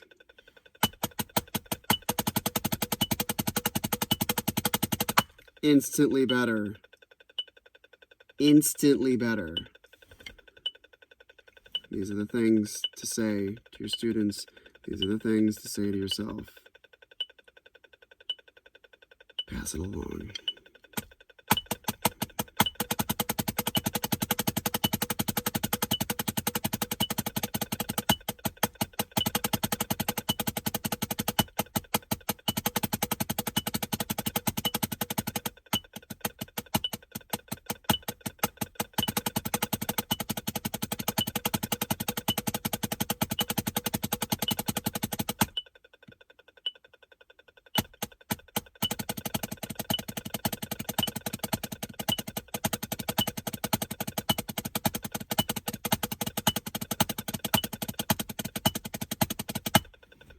Yeah. More wrist, less finger.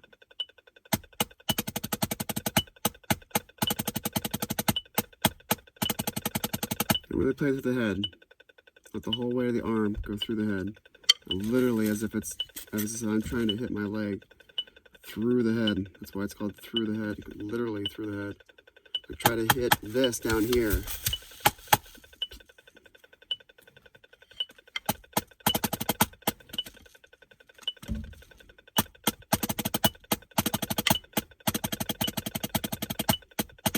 More wrist.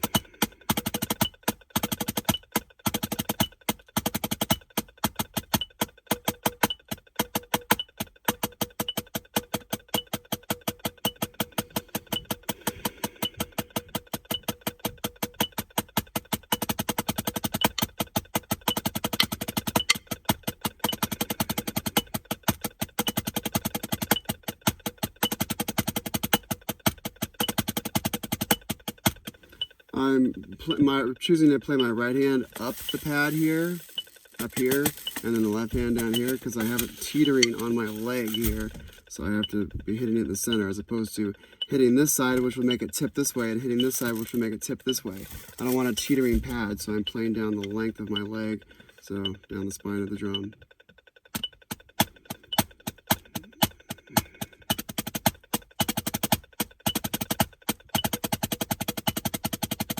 Ooh, that one was good. I didn't hear any train wreck on that one.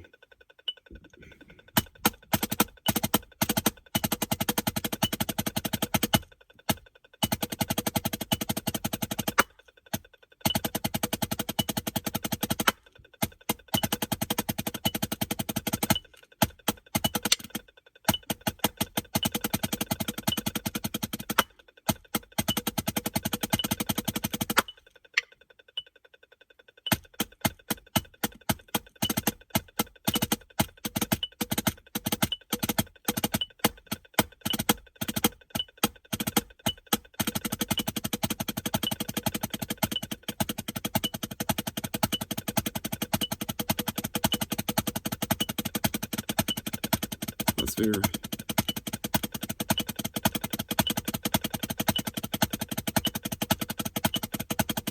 Less finger, but loose from the hand.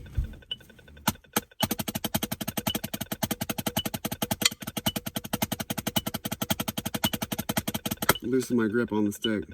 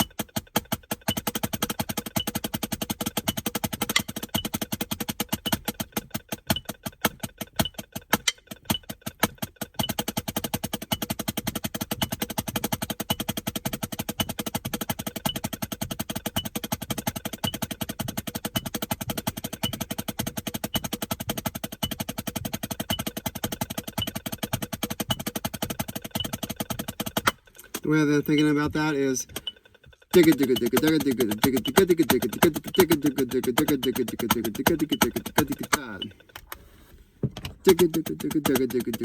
I'm paying attention to the main pulse there. But then I'm thinking about upbeats when I do the singles.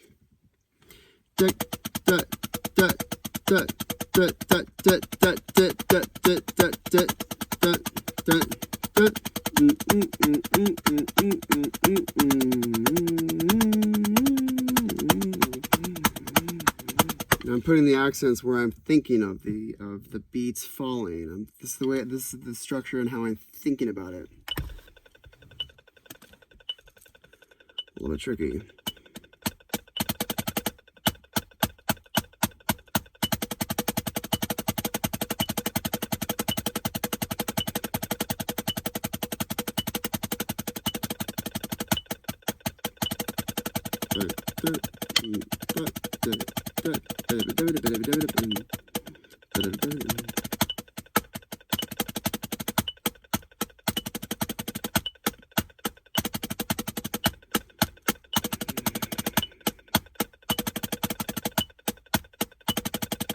It's not as fast as I think it is.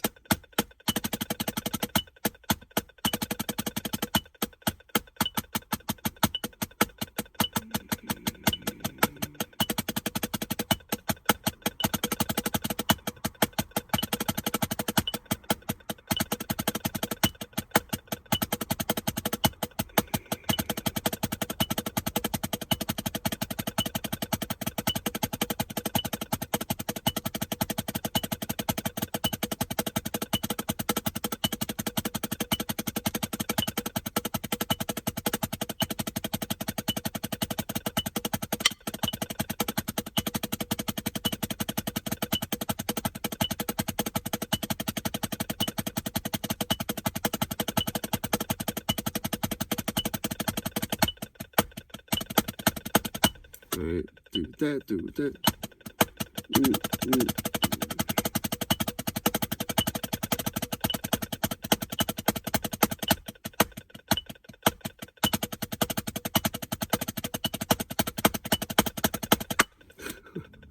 Woo! Wake up for that one.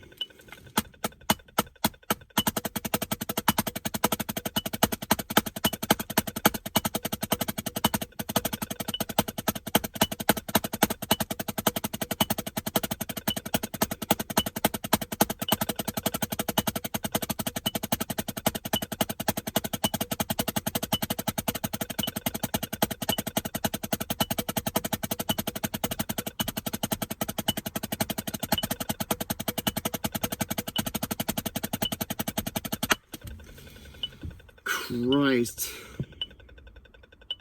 This is giving me a run for the money. If you want to get better,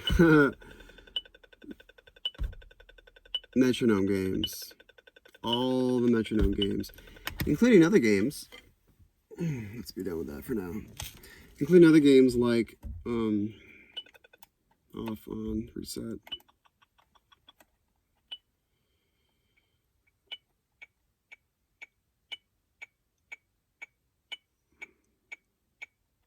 Get rid of that beat. Let's slow this down so I can make it obvious for the camera, make it obvious for you. We could think of it as like this: 1, 2, 3, 4, 1. Like we could just have that be on the beat, on the primary beat that we're thinking about.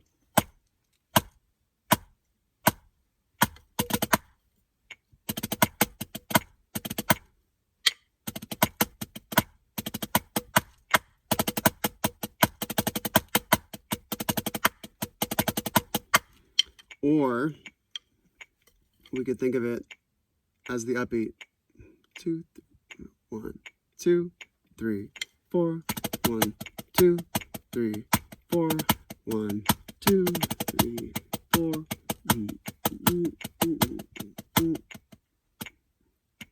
So now on my small beats, you know, I'm still gonna accent. If I'm still gonna have all my loud notes that fall on the beat. Now it's all my smaller, tastier notes that are happening with the met. 1, 2, 3, 4, 1, 2, 3, 4, 1, 2, beep, beep, beep, beep, beep, beep, beep. 3, 4, 1, 2, 3, 4.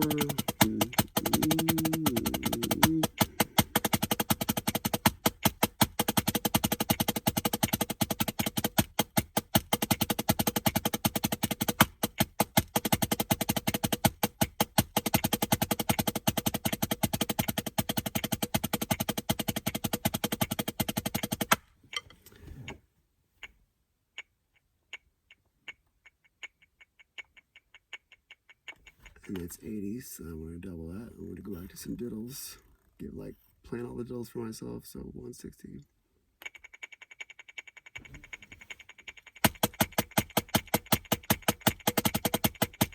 Now I'm not in 12/8 anymore.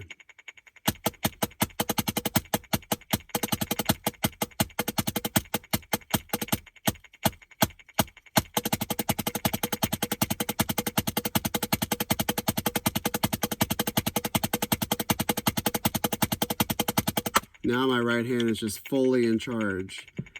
Now I'm not triplets anymore, where if you do triplets, right, and you alternating strokes, right, left, right, left, right, left, right, left, left, right, left. Triplets naturally switch leads. You know, what happens on the right happens on the left. So this one, now I'm back at just duple. Now I'm letting that right hand just completely take charge, and this is totally following.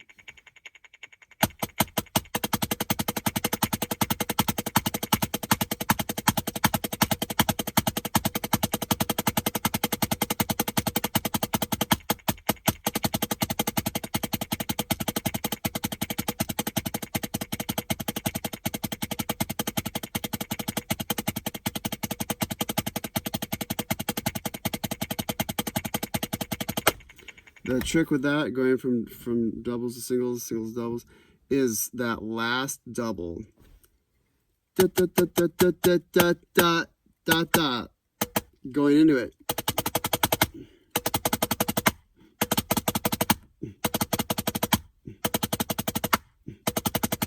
See what I'm doing? I'm practicing that transition. Digga digga digga digga digga da. Digga digga digga digga digga da. Digga digga digga digga digga da. 4 3 4 2 3.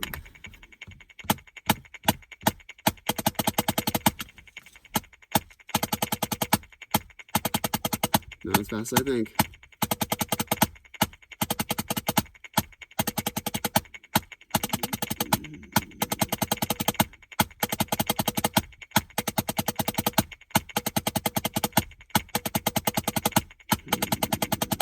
Man, it really has to change.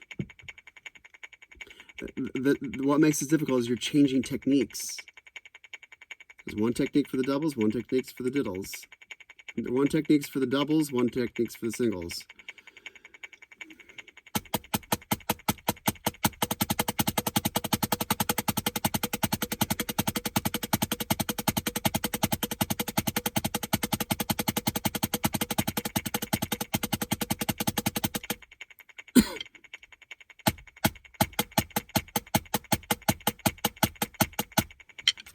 Let's get myself a little bit stronger beat.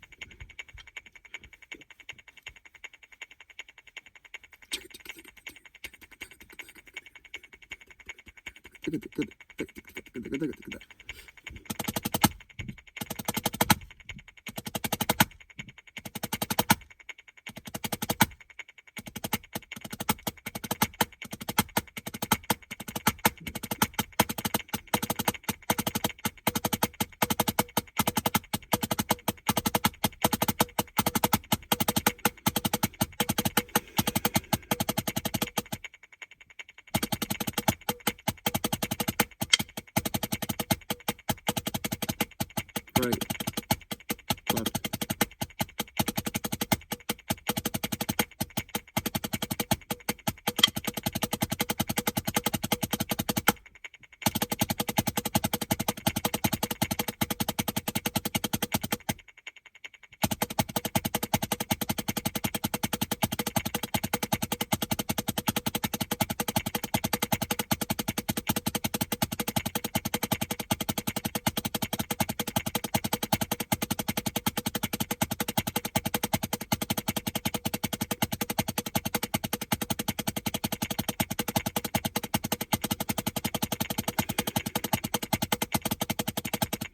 I want to give myself a beat. Except I want to give myself a beat. Double that frequency.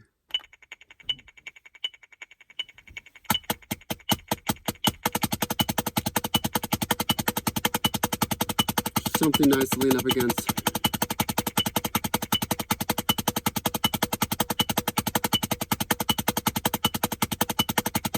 Because this isn't like necessarily a time.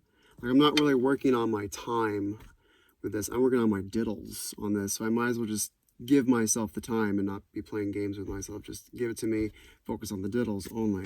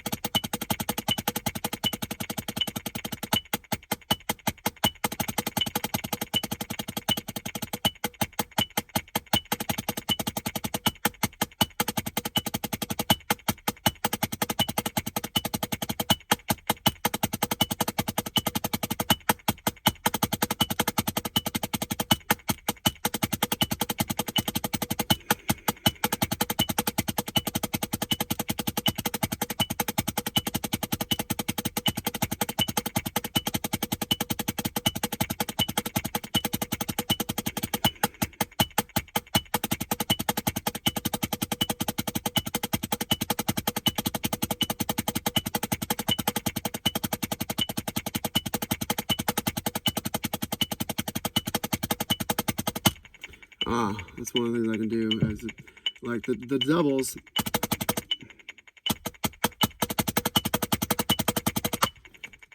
That's really just fingers. That's like a hybrid of fingers and wrist. The singles need to be less fingers and more wrist than the doubles. Changing the technique. Here's an exaggerated version.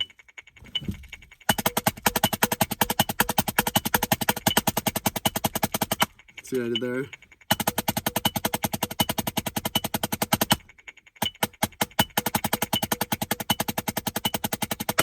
That was pretty good right there. Taking the notes that I gave myself, knowing what works and why it works. Like, what is happening here? Why does it do that? Knowing these things, so you know then what the hell to tell yourself.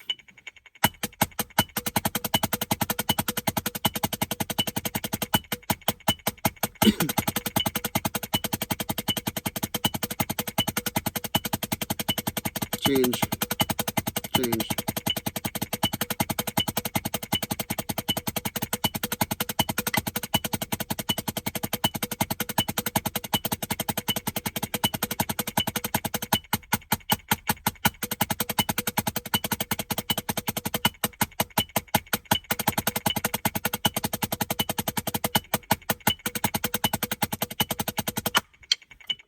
Left hand lead.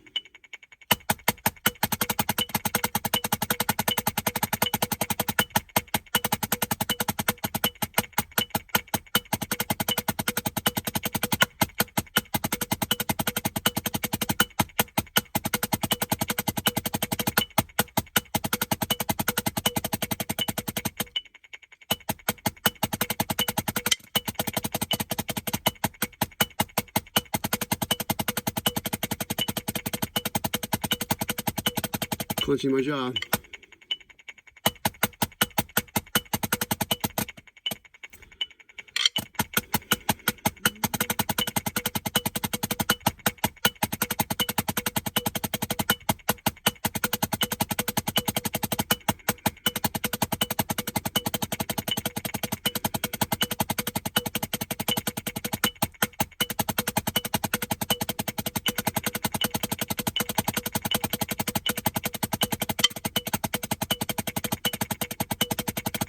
Clenching to the jaw.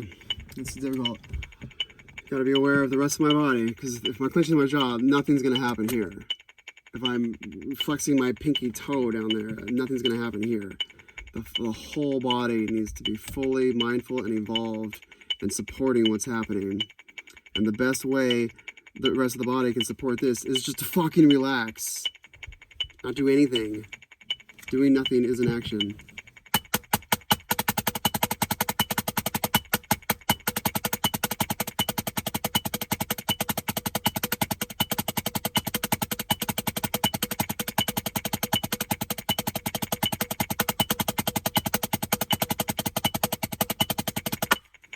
I told myself there to play the left-handed diddles beefier, a little louder, as if leading.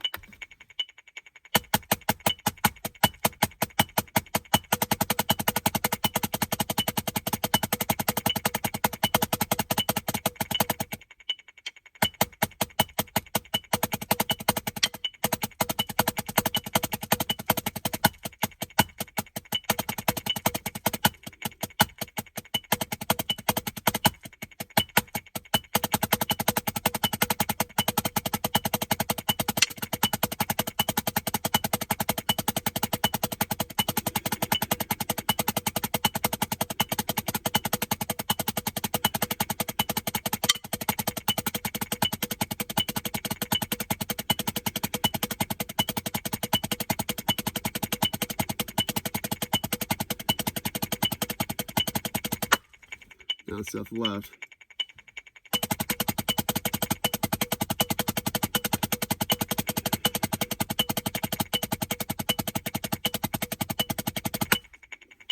Okay. I'm decently happy with that. That's it. Stretch. Flexing. Push back a little bit while this still is flexing. I'll talk more about this in the previous video.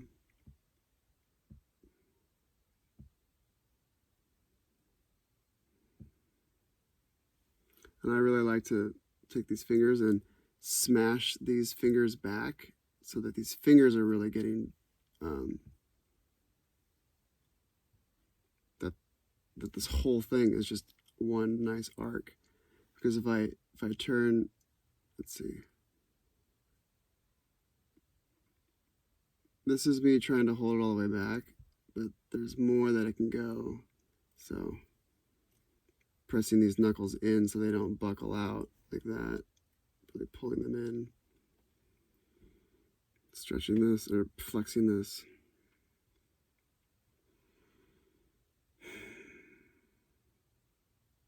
Really breathe. Stay flexed with it, which requires mindfulness, which is what you need when you're doing this. Flexing this.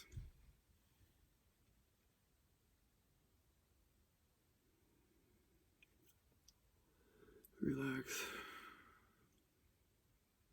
Okay, I should do those for longer. Anyway, we have the opposite where I just grab this, and what I like to do also, so I'm really getting a stretch, is I like to make a fist and then keep that fist turn and then take my other hand and then I do this. I take my pinkies, because keeping this closed is the hard part. So to keep that hand closed, I take this other hand and I drape my pinkies over these fingers, and then the thumbs, like the thumb and the pinky become one unit to like it curls around and it keeps the fingers in there, while the other fingers are supporting or on the wrist and really making sure that it's a controlled movement.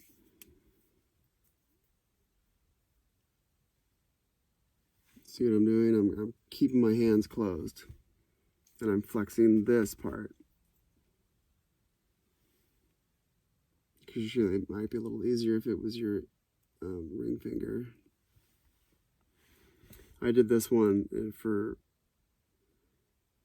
a lot. My other physical therapist from last year taught me. Because all those fingers are connected, so if those fingers are really staying curled and curling in this direction, then that's really going to stretch everything involved. Flexing the bottom, feeling the top, super letting go. There's also this one too. Just taking your hand and going the opposite way, like twisting this way. I did all of these things during physical therapy and did them much more thoroughly than I'm doing them now. But I just want to show you these. And then twist the other way. That one's really nice. And the trick with this is to really let this hand go, and then just to let the other hand totally just, be a floppy fish. Like, let it be totally manipulatable. So just really loose, really let this hand go. Let this hand do the work. Let the hand that's being stretched go. And then also with the idea of flexing the opposite muscle, if I'm trying to do this, then I want to go this way intentionally, like, and then hold those muscles. Like I'm still trying to twist this way. I'm flexing that and then just supporting, right? Wow, that is a deep stretch. Careful now. The other way. I'm like really trying to keep it back. And even when I got it, I'm still flexing these muscles, the opposite muscles which you're stretching. Okay.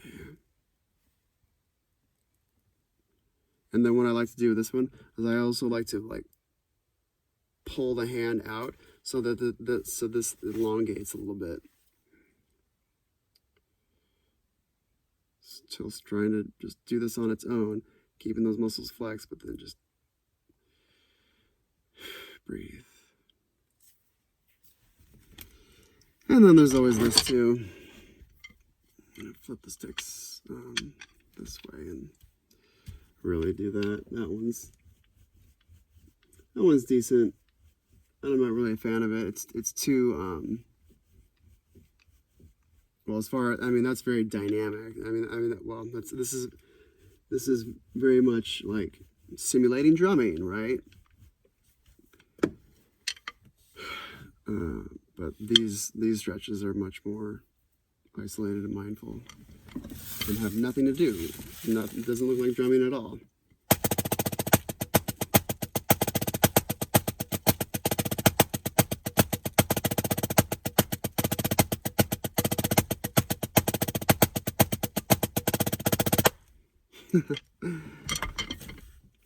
It feels good. I'm getting better. I can feel it. Okay. I like spending this time with you. I feel like you're literally sitting right here in my truck with me. How interesting. And maybe this is the year 3000 for you. That's a trip. If it's the year 3000, these hands stopped moving a long time ago. You understand. You do. You know more than you think you do. You do understand.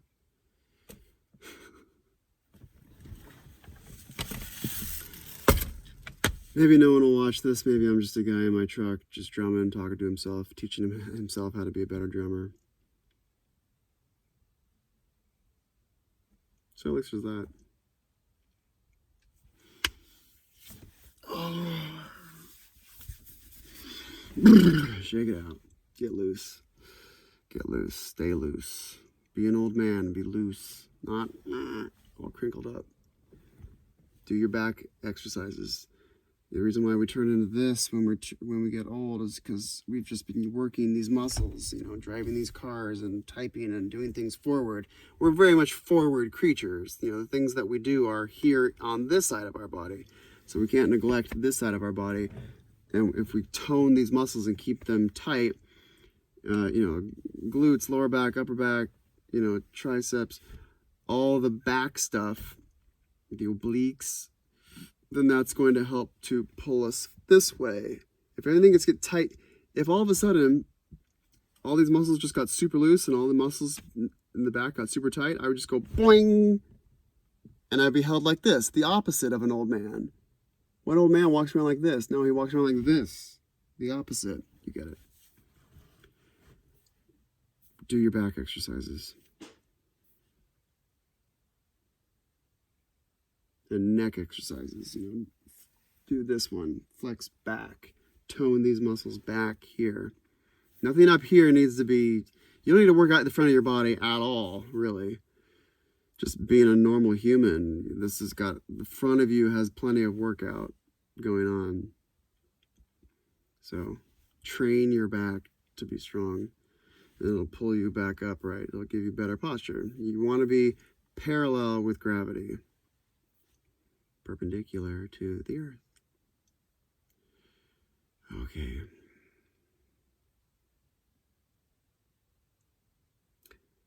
Toodaloo, my friend. Toodaloo.